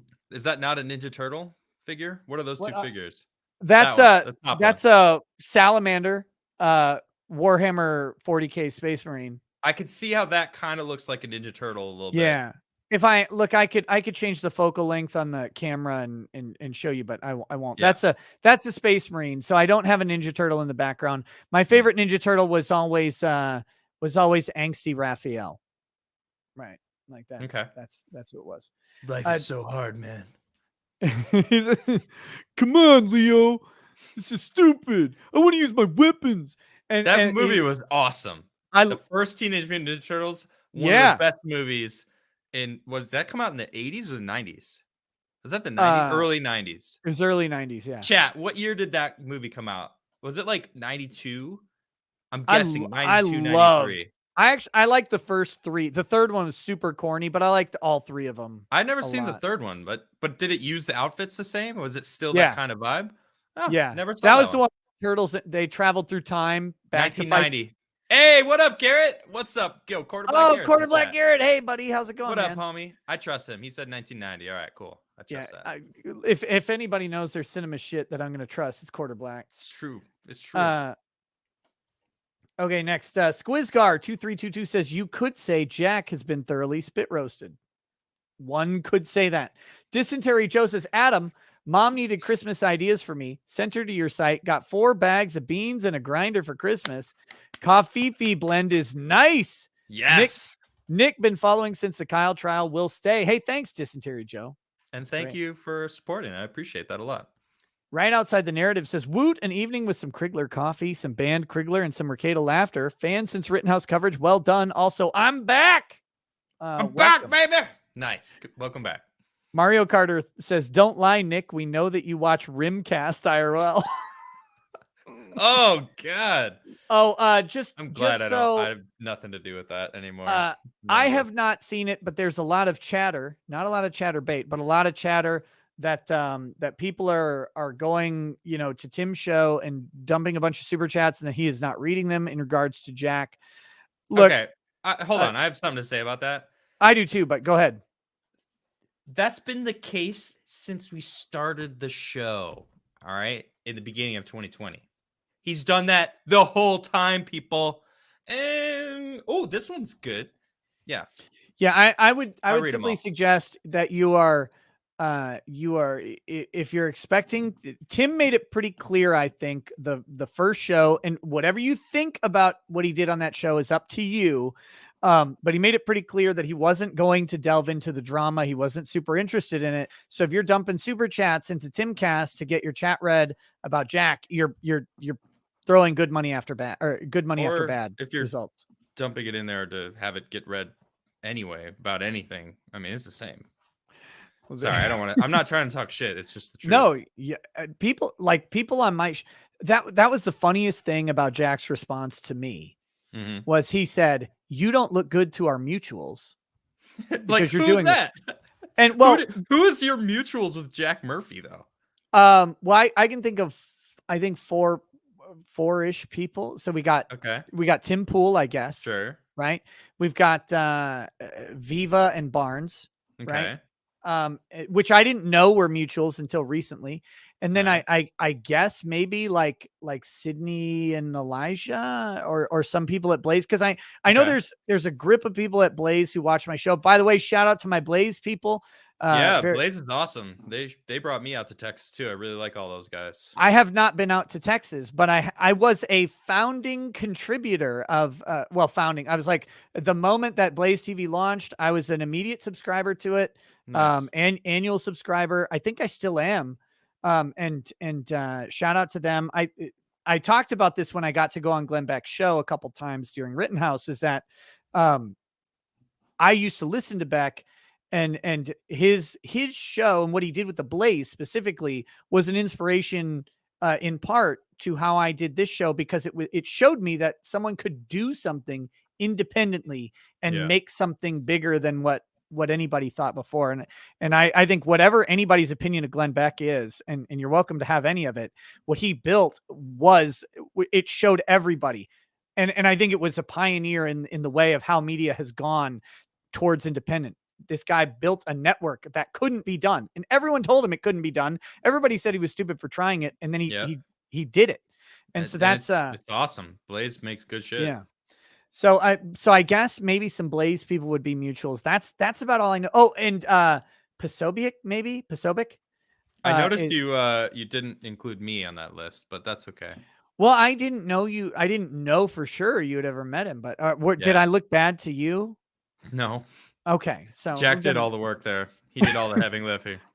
But that was the thing to me, with all of that stuff was, look, I'm going to always speak my mind. And I like that about you. Yeah. And if I have to change my opinion for a mutual, if that's going to bother a mutual, then look, I like you and I respect you, but we probably just won't be mutuals anymore. And that's okay. Boom. That's fine. So that's the energy right there. Yeah. Like Joel Reese says, best Nick angry quote, eat a hand grenade. That's good. Sir's Business says, you just lost the game. Matt Field says, happy cut-free New Year, Nick, Adam, and chat. If I were Sydney or Elijah, I would relentlessly roast Jack for trying to get them fired. That's weak BS. Dude, What they did tonight was actually, I think they made the correct response. And if you did not see the very subtle roasting going on throughout the entire show, go back and rewatch it because it was magnificently and professionally done. They're pros over there. They are. They did it very, very well constantly throughout the show, talking about masculine energy. It was beautiful. I was just smuckling like Sargon the entire time. It was great. Yeah, Sydney is fly. Yeah. Giant Mess says, lick it up. Oh, it's only right now. Richard Freeman says, like button needs a lick. Yes, everybody lick the like button if you're enjoying this. Mark Brazel, thank you for the donation. Aaron Weiss says, hail soy Jesus. Chumbo Lives Matter, Adam. Would love to see a Medicare Crigler crossover. Are you a Medicare fan? I don't know. What's Mr. Medicare? Medicare? No, I don't know. Oh, Mr. Medicare is a great and much needed asset of the internet. Are you two mutuals? Could you maybe? So when my previous I don't know what it is. When my previous Twitter account got banned, my DMs with Jim got removed, and I don't have access to him anymore. He's an old COVID cancer AIDS hermit now. But he did a roast of Jack on the 31st. But Medicare, if you ever need somebody absolutely obliterated and annihilated, a Medicare roast will do the trick. Magnificent. Okay. And a true artist. He says only Nick could facilitate it, like Jack and Matt from Tinder. No, I wish I could. I don't have easy access to Jim anymore. It's a shame. The Autistic Nihilist says Jack is the Jimmy Swaggart of the alpha male movement. MKEOD says we don't have any evidence that Mike Cernovich was involved in the swinging and weird sex stuff, but it can't be ruled out, and that's a gross thought. Look, I don't do the guilt by association thing. I really don't. Or the rumors thing either. I mean, it's like all the stuff that we talked about is based on actual shit that came out and that was going down. You know, there's a lot of rumors, but there's all sorts of funny things to roast Mike Cernovich on. And whether even if you like him, there's all sorts of funny things to roast him on. And his first appearance on the Dick Show is a great place to start with that. It was a fun time. And you can make up your own mind about Mike Cernovich. I have no problem with him at all. I don't know enough about him to have a problem with him, but I think if Mike was going to be exposed, you'd think it would have happened by now. Mm-hmm. If you don't take his self-exposure, and Mike owns his past, right? Like Mike owns the allegations against him of the sexual misconduct, and he tells the story about that, and you can make up your own mind about what he did. But Mike owns that as part of his history and as part of his progression from what he would call a blue pill cuck into being black pilled motherfucker. Mm-hmm. So you can make up your own mind on Cernovich, or as he might say, Cernovich. and you can roast him or not, as to your desire. Angry Baneling says, Nick, the ear pods are showing your bald spot. Rip. Superman, if he wasn't scared of green rocks, says, whatever happened to that press conference that was supposed to happen today? Any news on that?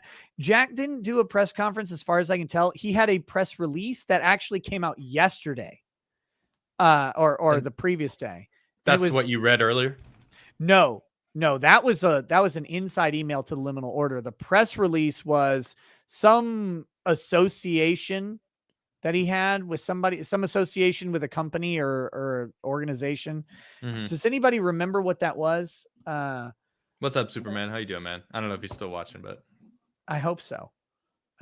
But someone just said Cernovich has apparently distanced himself from Murphy. I feel like everyone I know is distancing himself from Murphy. And you know how that happens to everybody is most people probably had no idea. Right. No idea about this, because why would they? And even see, the thing is Cernovich, you just said he owns it. Like Jack didn't own it. Yep. He was trying to. It's like the carpet was being pulled up, and he kept trying to like shove the carpet back down. No, don't look at this. This is my past. Don't look at it. And instead of ripping it off and going, yeah, that's there. I'm me now, though. You know, that's not me anymore. And like that's would have been so much more respectable instead of saying heartfelt. Really, really heartfelt. Fuck you. Fuck you. It's like, damn, dude. And then going on, she didn't do shit. And then the shittiest part, like, again, it was done. And then he goes on Timcast. He's like, and no, you know what? I set up a boundary, and we had our apologies, but and she set that's up what a a man does. Yeah. What the fuck are you talking about? Dude, okay, yeah, it was lied. Anyway. It was Claremont. Claremont is the thank you, Nicole. Says parting from Claremont. He was distancing himself from Claremont, or distancing Claremont from himself, who must have been somewhat associated. I don't know anything about. I don't know either. Claremont honestly, and Jack Murphy. I'm not doing any digging. I'm just getting all this like out because all these people that follow me. I mean, the Geeks and Gamers guys were all over this. You know, yeah. Your stream was fucking hilarious. I couldn't stop laughing.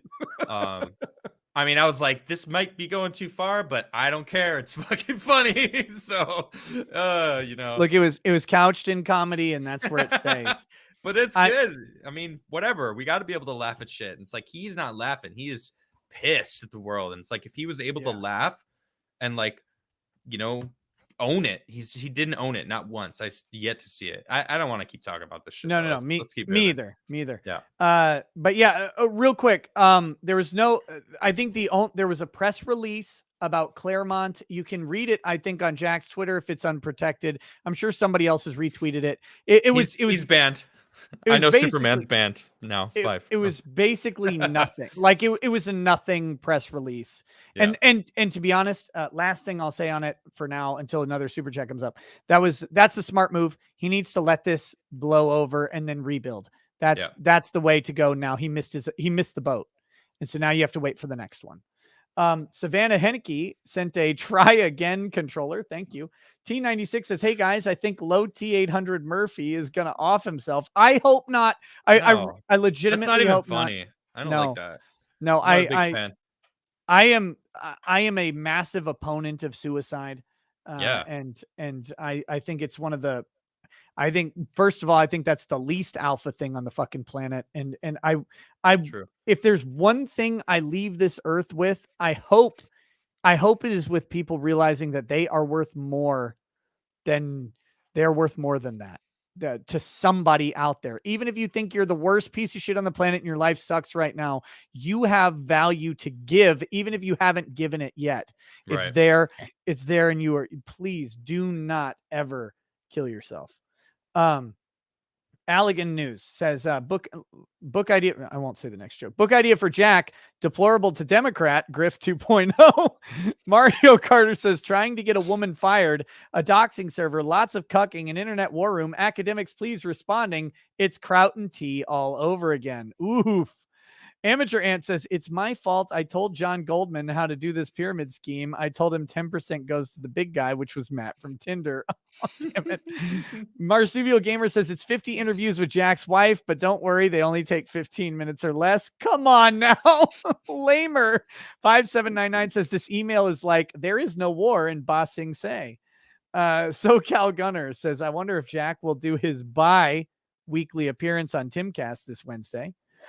T96 says, hey guys, I think low T800 Murphy is going to off himself. Okay. Yeah. I read that one and I legitimately hope not. I do think people are redeemable. I think there's a time period for redemption and there's ownership and reflection that needs to occur first.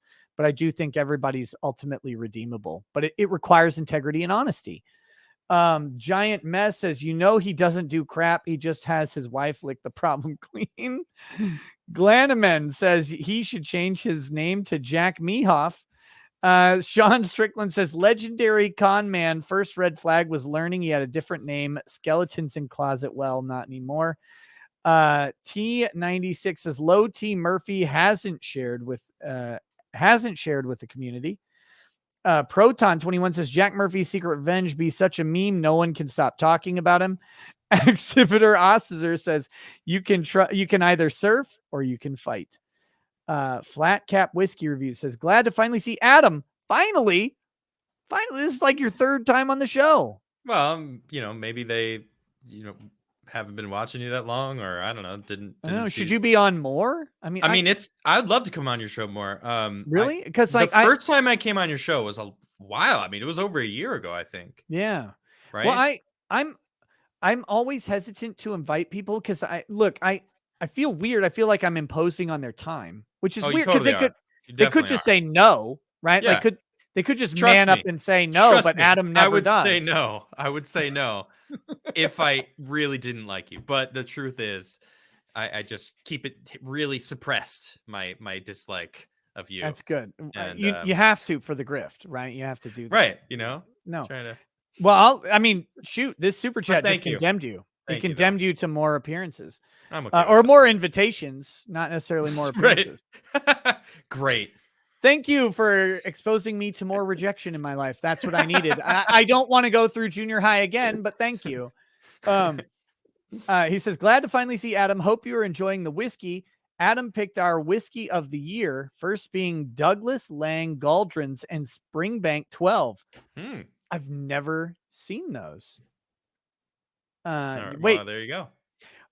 Oh, he's saying not that you picked the whiskey of the year, but he's telling you they picked the whiskey of the year. They picked it.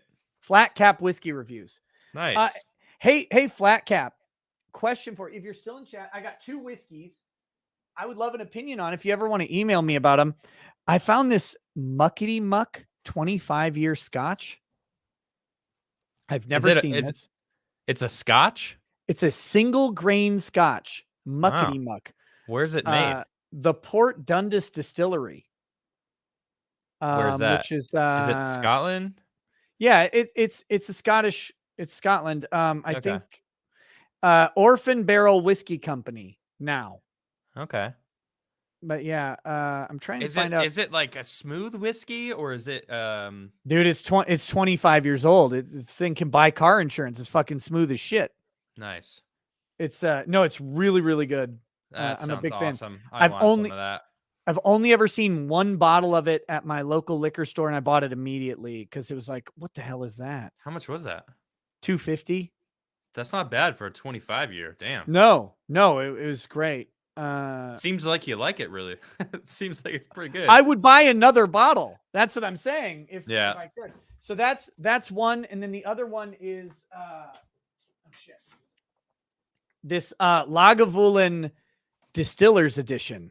Ooh, which is this. I like Lagavulin a lot. This is good. It's not as harsh on the smoke and the peat, but it's very, very good.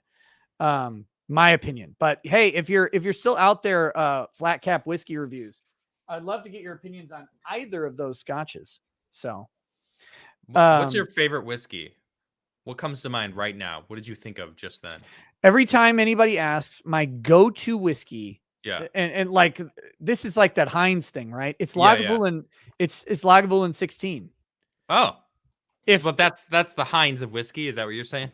It's if money were irrelevant, and if I only had one whiskey to ever drink for the rest of time, that would be the one, right? Like it's just a great go-to whiskey. It's a little expensive for like a daily whiskey. It's like $95 a bottle. Yeah. So I wouldn't want to buy bottles of it all the time, but it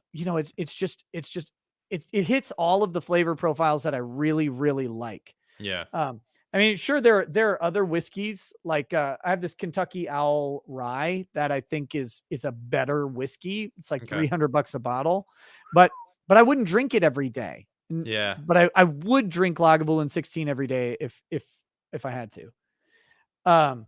Jack Sparrow says, I'm always down to hunt. I'll show you how to dress a deer.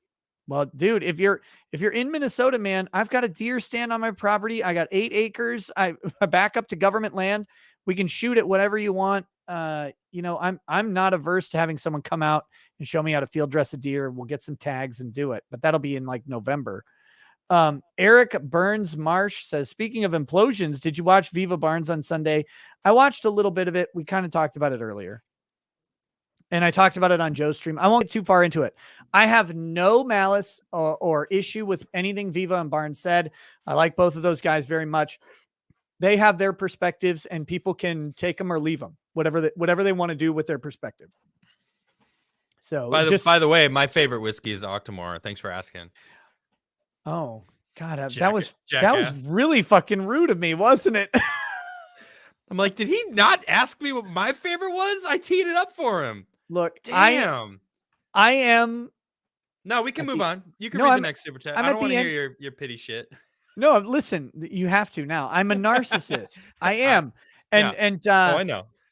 And I'll explain it this way. It's the same way my dad encapsulated this perfectly, because I'm really bad with names.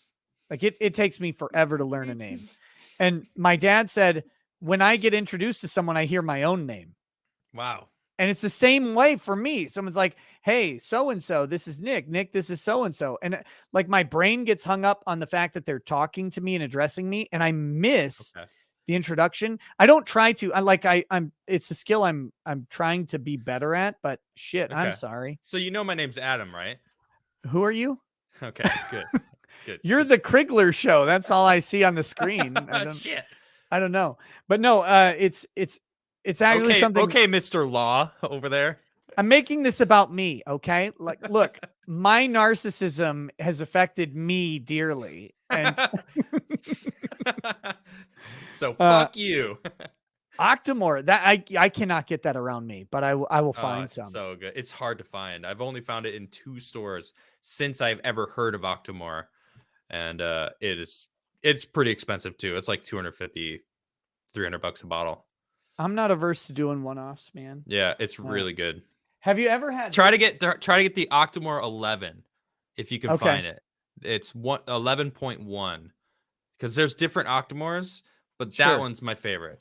My goodness, it's so Have you ever tried this high quality spirit? No. Military special vodka? Was that like a $5 special or something? Well, I don't know how the military special scotch of the same size is like $8. I'm surprised that's not a plastic bottle. Is it? It is a plastic bottle. Okay. All right. There it is. Yeah. Not surprising. Oh God, it's so bad. It's so bad.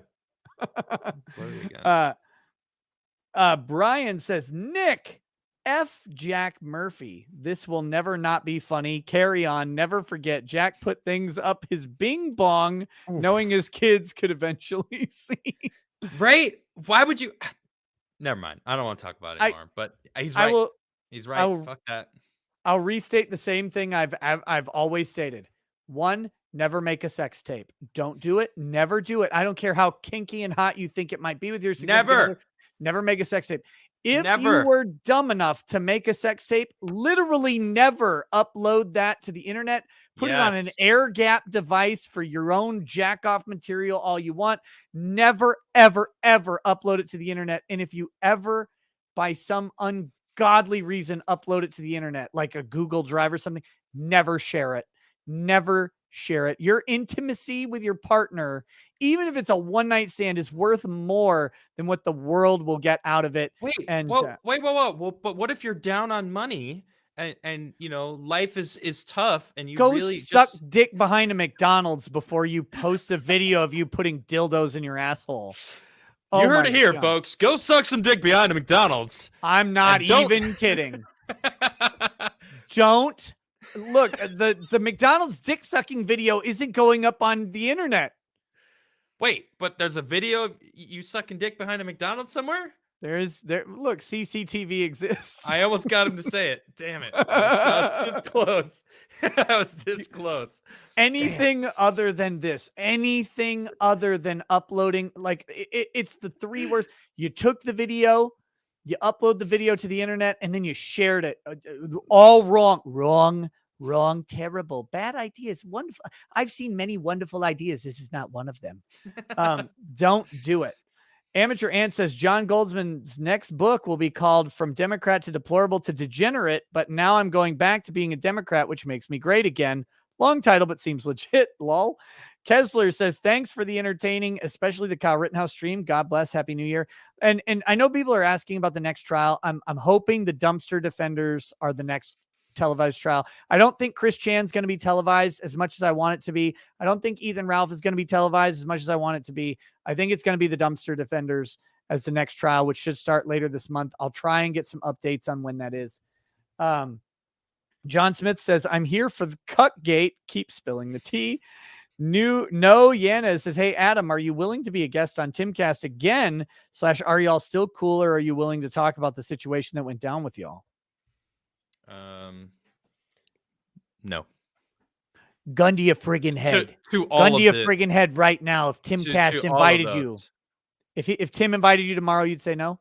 Yeah, I would. Okay, very cool. Thank you for clarifying that for the chat. Logan Orr says, I just bought some new fire-resistant clothes today. I bet neither of you could currently light me on fire. Cool. I wouldn't try, but okay. I might. Bro Duke says, any comments, conclusions, or conspiratorial theories on the Bogdanov twins dying 6 days apart this week? I don't know anything about that. Are those weird guys with the huge banana chins and the giant faces? I've only seen them. Know. Never heard it. Never heard only of it. seen them in memes. I know nothing about them at all. I don't even know. Jonathan Duger says, follow up. It was open heart surgery, fixed a VSD, ASD, pulmonary stenosis, and cleaned up a prenatal vein around her heart. She was under strict sternum caution for 8 weeks. It was rough for sure. Dude, the scariest thing in the world is your kids' medical conditions when they're really young. I believe it. It is terrifying. May none of you ever have to deal with that. Rottweiler says, which class and build are you maining in Diablo 2? Just curious. I didn't know you'd be a Diablo 2 guys. Cheers. Look, I love the my Fury Frenzy werewolf. Yeah, I shit all over it. I have his ear.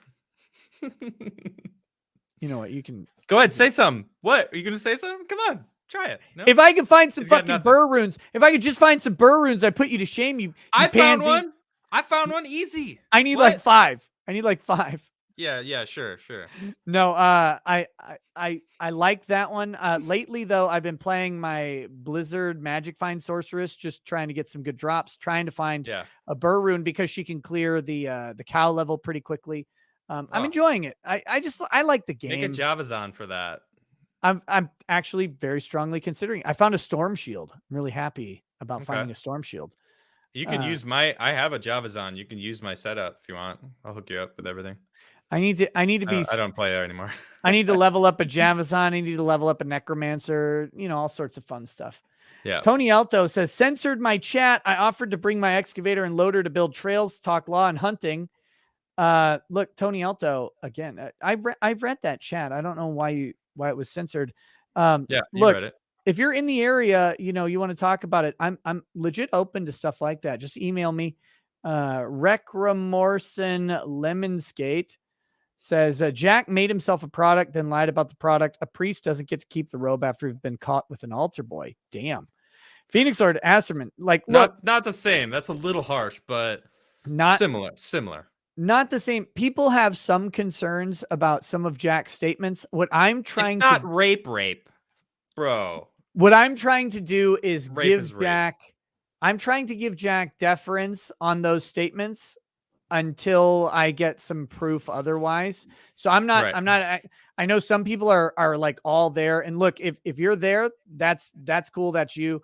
I have a platform and I have to be pretty cautious about taking those stances. And so I'm giving him as much deference as I can possibly muster on all that stuff. So, let's see. Phoenix Lord Asserman says, like Monday, Matt, Maddox, Shane, and Ralph, the Murphy jokes will continue whether Rackets makes them or not. There's no point complaining about them. Braden, this is gonna keep going for a while. Even if he were fully redeemed, it'd go on. No, for a while. He is now a meme on the internet. Like it's the same thing. Dude, did you check out the Riminal Order? I saw your mod posting it, and I'm like, what the hell is that mod posting? The riminalorder.com. Like, what do I want to know about it? Let me see if it's safe to bring up. Oh gosh. Let's see. What the hell is it? No, I could just go to it. I could just go to it. Do I? I No, tried I to don't go know. to thecriminalorder.com and it didn't show up. All right. Am I about to? Do I have to put this mod in timeout? Can I even put mods in timeout? No, I can't. You can't. See, Goody is spamming. Oh, he's spamming it. Okay, he's spamming it. Let me see. Copy link. No, You're about to be putting timeout, dog. he's sending it to me though. No, it's in chat. It's spamming in chat. What are you talking about? Oh God. Let's just see the merch. Let's see if the merch is safe to load up. No.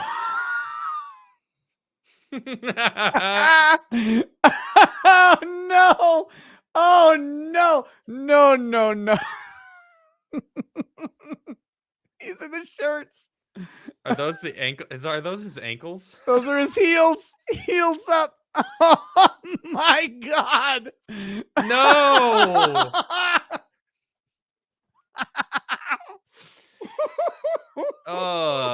You know what? I didn't see that actual image, and I'm grateful for that. Oh my. This is enough. Okay, we'll get that off there. Wow. Wow. Oh, that's phenomenally horrific. Braden Grimaldi says plumbing is the worst trade. That's why those dirty turd wranglers make the big bucks. I agree. Ryan Clark. Trade. Plumbers and pipe fitters, local 110, Norfolk, Virginia, 20 years this fall. Out of the field now, thank God. Law, plumbing, mechanical, medical, gas. Way better. Way better. That's just putting pipes together and measuring distances and shit. That's fun. I don't want to read the main page, see Goody. I have to pee. I want to get done with the show. Christopher says, I was a mechanic in the Navy, which is basically being a plumber. Worst experience by far was opening a seawater cooler in Persian Gulf and getting covered in dead sea life. Accelerate your life. Blah. Nasty. Tony Alto says, I develop income properties, love to hunt, law nerd. Awesome. Drag Attack says, there's lower than furry, carpet sample fursuit. Gross. Russian. Ruslan says, if you want more ultra furry cringe, just look into Kiro and his necrozoophilia. Look, my werewolf druid is named Kiro the Wolf Uwu. Okay. So yeah. Z Michael Gelke says, the agenda, the cluckening, the re-banning, election fraud boogaloo, this channel is great. Cynthia says, appeal. Ethan from H3 had his revoked. Look, Ethan Klein from H3H3 literally can talk to Susan Wojcicki. Yeah. He's on a different category of YouTube than the rest of us. I believe he does the 69 for 69 with Susan. Just a rumor. Just a rumor, Susan. It's a rumor. All right. It's a rumor. Look, he was such a fucking weirdo. He sat in a bathtub full of crackers or whatever to make some dumb point with a couple communists. So have fun. It didn't make any sense. So Minuscule Chorf says, hi, New Jersey landlord here. Have tenant who hasn't paid rent since May of 2021. We've told said tenant in October to vacate, but they won't leave. What do I do? Look, I don't know New Jersey landlord laws. Typically, you have to provide in writing notice 30 to 60 days ahead of time, depending on how your lease is set up. And then you have to probably get an order from the court if they don't comply with the writing to do so. You probably cannot just change the locks on them. If you did that in Minnesota, especially in the winter, you will get fucked in court. Don't do that.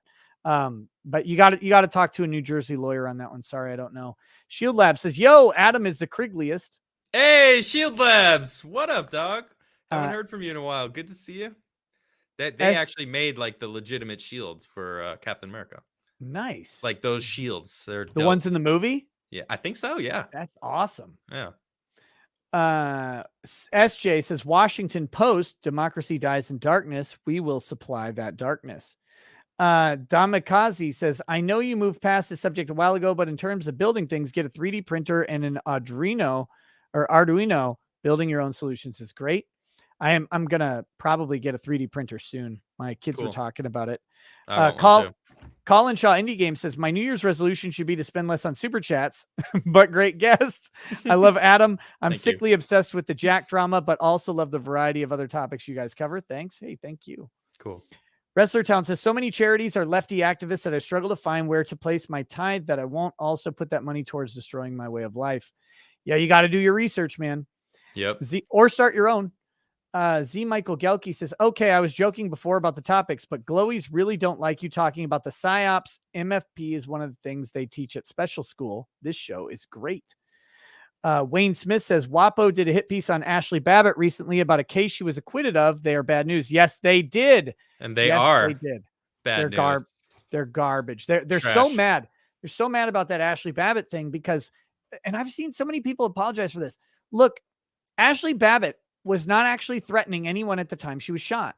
Yep. And so you're either like, I find that police use of force to be excessive, even if it's legally justified. And I don't personally think it was. We'll never get a case on it, but I found it to be excessive. And I think that I've said this on many other cases. There's a difference between legal and morality, and we can call out either or both.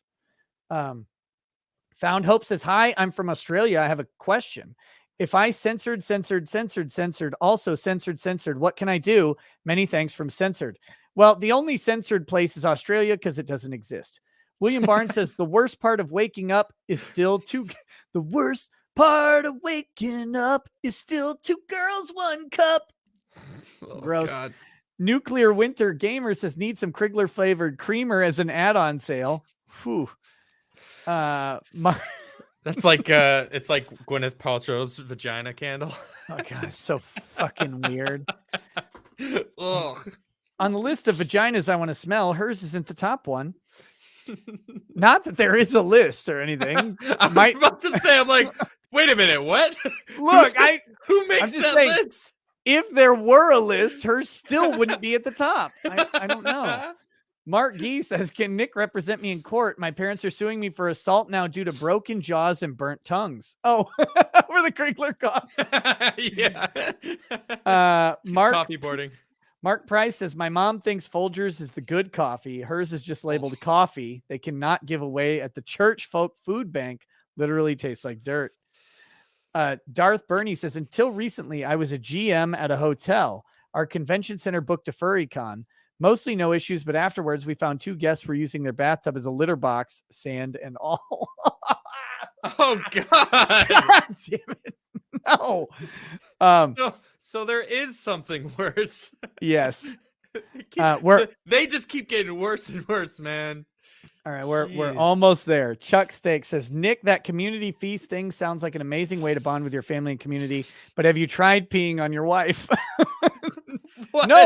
No, shockingly, we're very far in our relationship, but one of the things we have not done, I have not urinated on her. Good for you. Even while super drunk and stuff. So Matt from Tinder says, does Adam have a girlfriend I can meet? No, Matt, no. Happily married, and she's very much satisfied.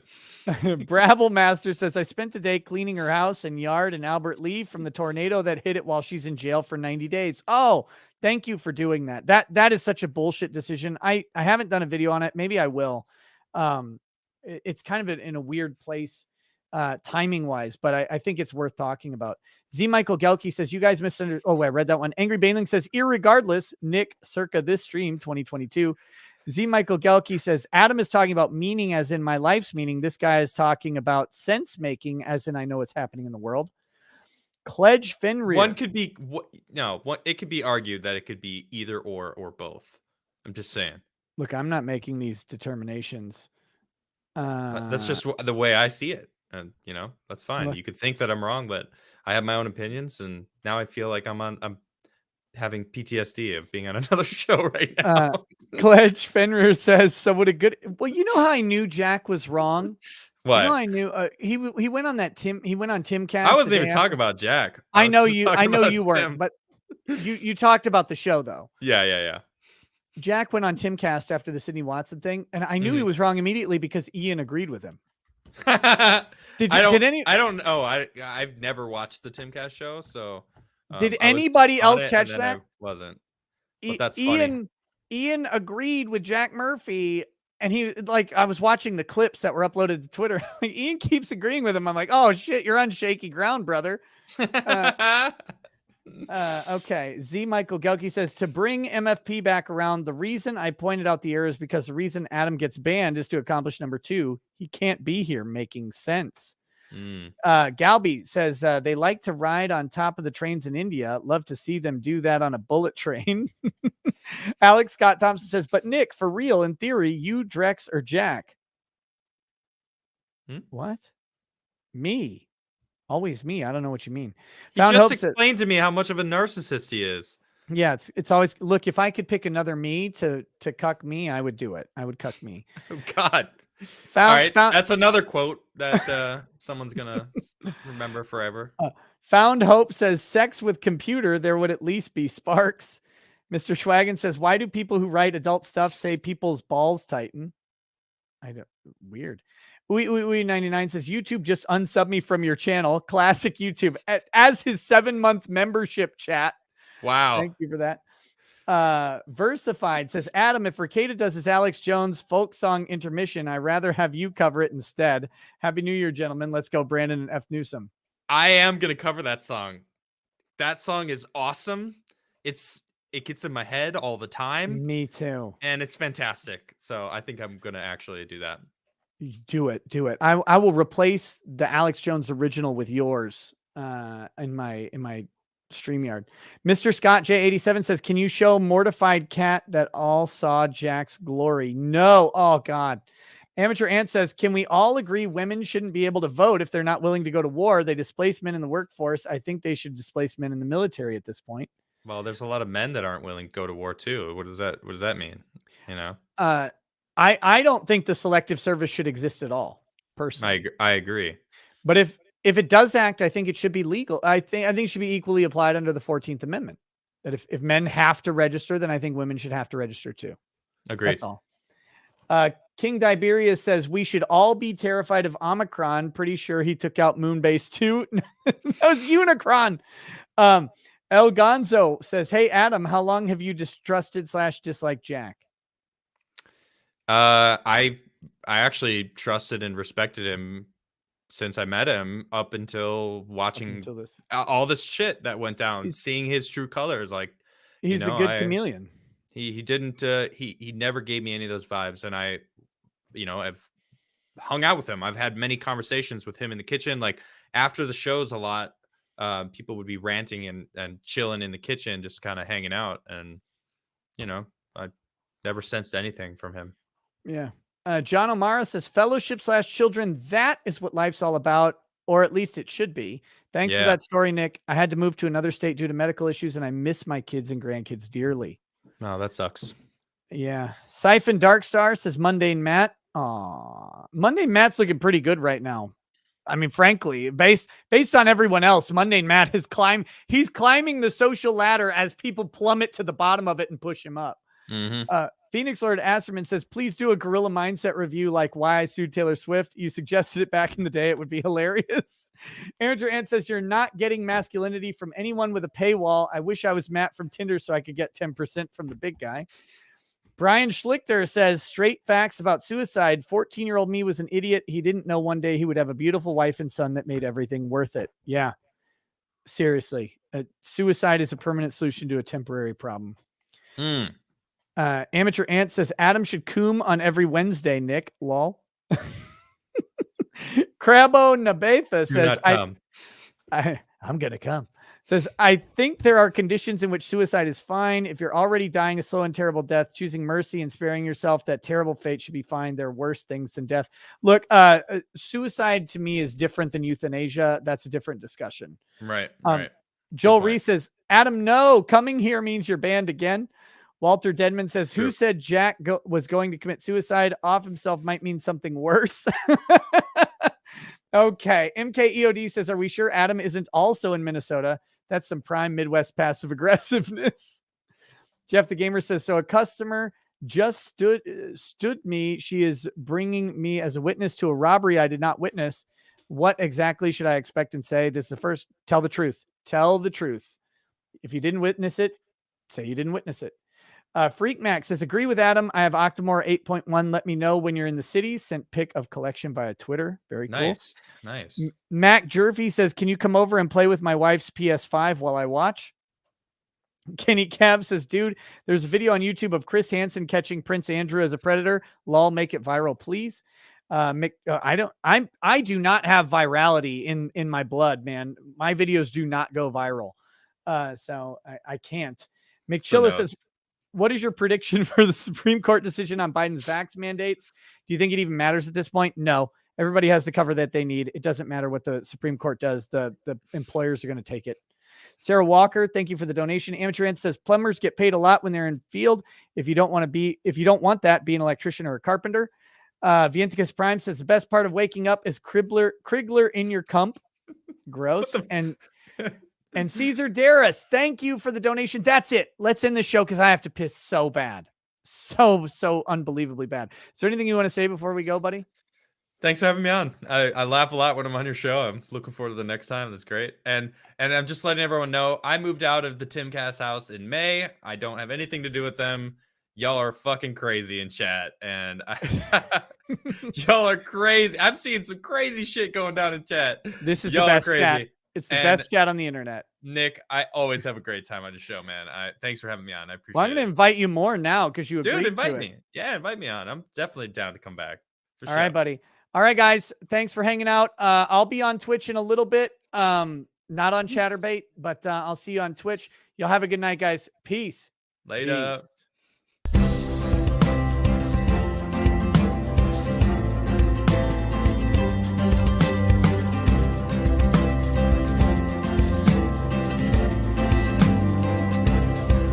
Oh, he drinks a fair bit, but you realize that it just helps get his noggin jogging along. With his glass by his side and his kids asleep tight, we'll hear some lost-plaining tonight. With his microphone muted, we'll laugh at this boomer until he explains it's all part of the plan. Watch his face become redder as he becomes meta, raging at idiots from Twitterland. From the white shores of Maine to the hills of Glenlivet, there's no one who explains the law better than Nick. So pour out a glass for the ones who have passed to make the law what we have now. Oh, his lady is fair, and she handles herself with the grace of one who has borne many children. As the wife of a lawman, she makes sure that he has the time and the place to provide for them there. So pour out an Ardbeg, a Balmore, a Lafroig. The spirits flow as the ones who get unemployed. So pour out a glass for the tea post on Twitter as we hear lost-plaining tonight. From the white shores of Nam to the hills of Glenlivet, there's no one who explains the law better than Nick. So pour out a glass for the ones who have passed to make the law what we have now. Oh, the guests are all plentiful, from Doug T to Drexel. They bring their perspective and spice to the mix. But the reason we're here and the one that we cheer is the one who is showcasing us his career.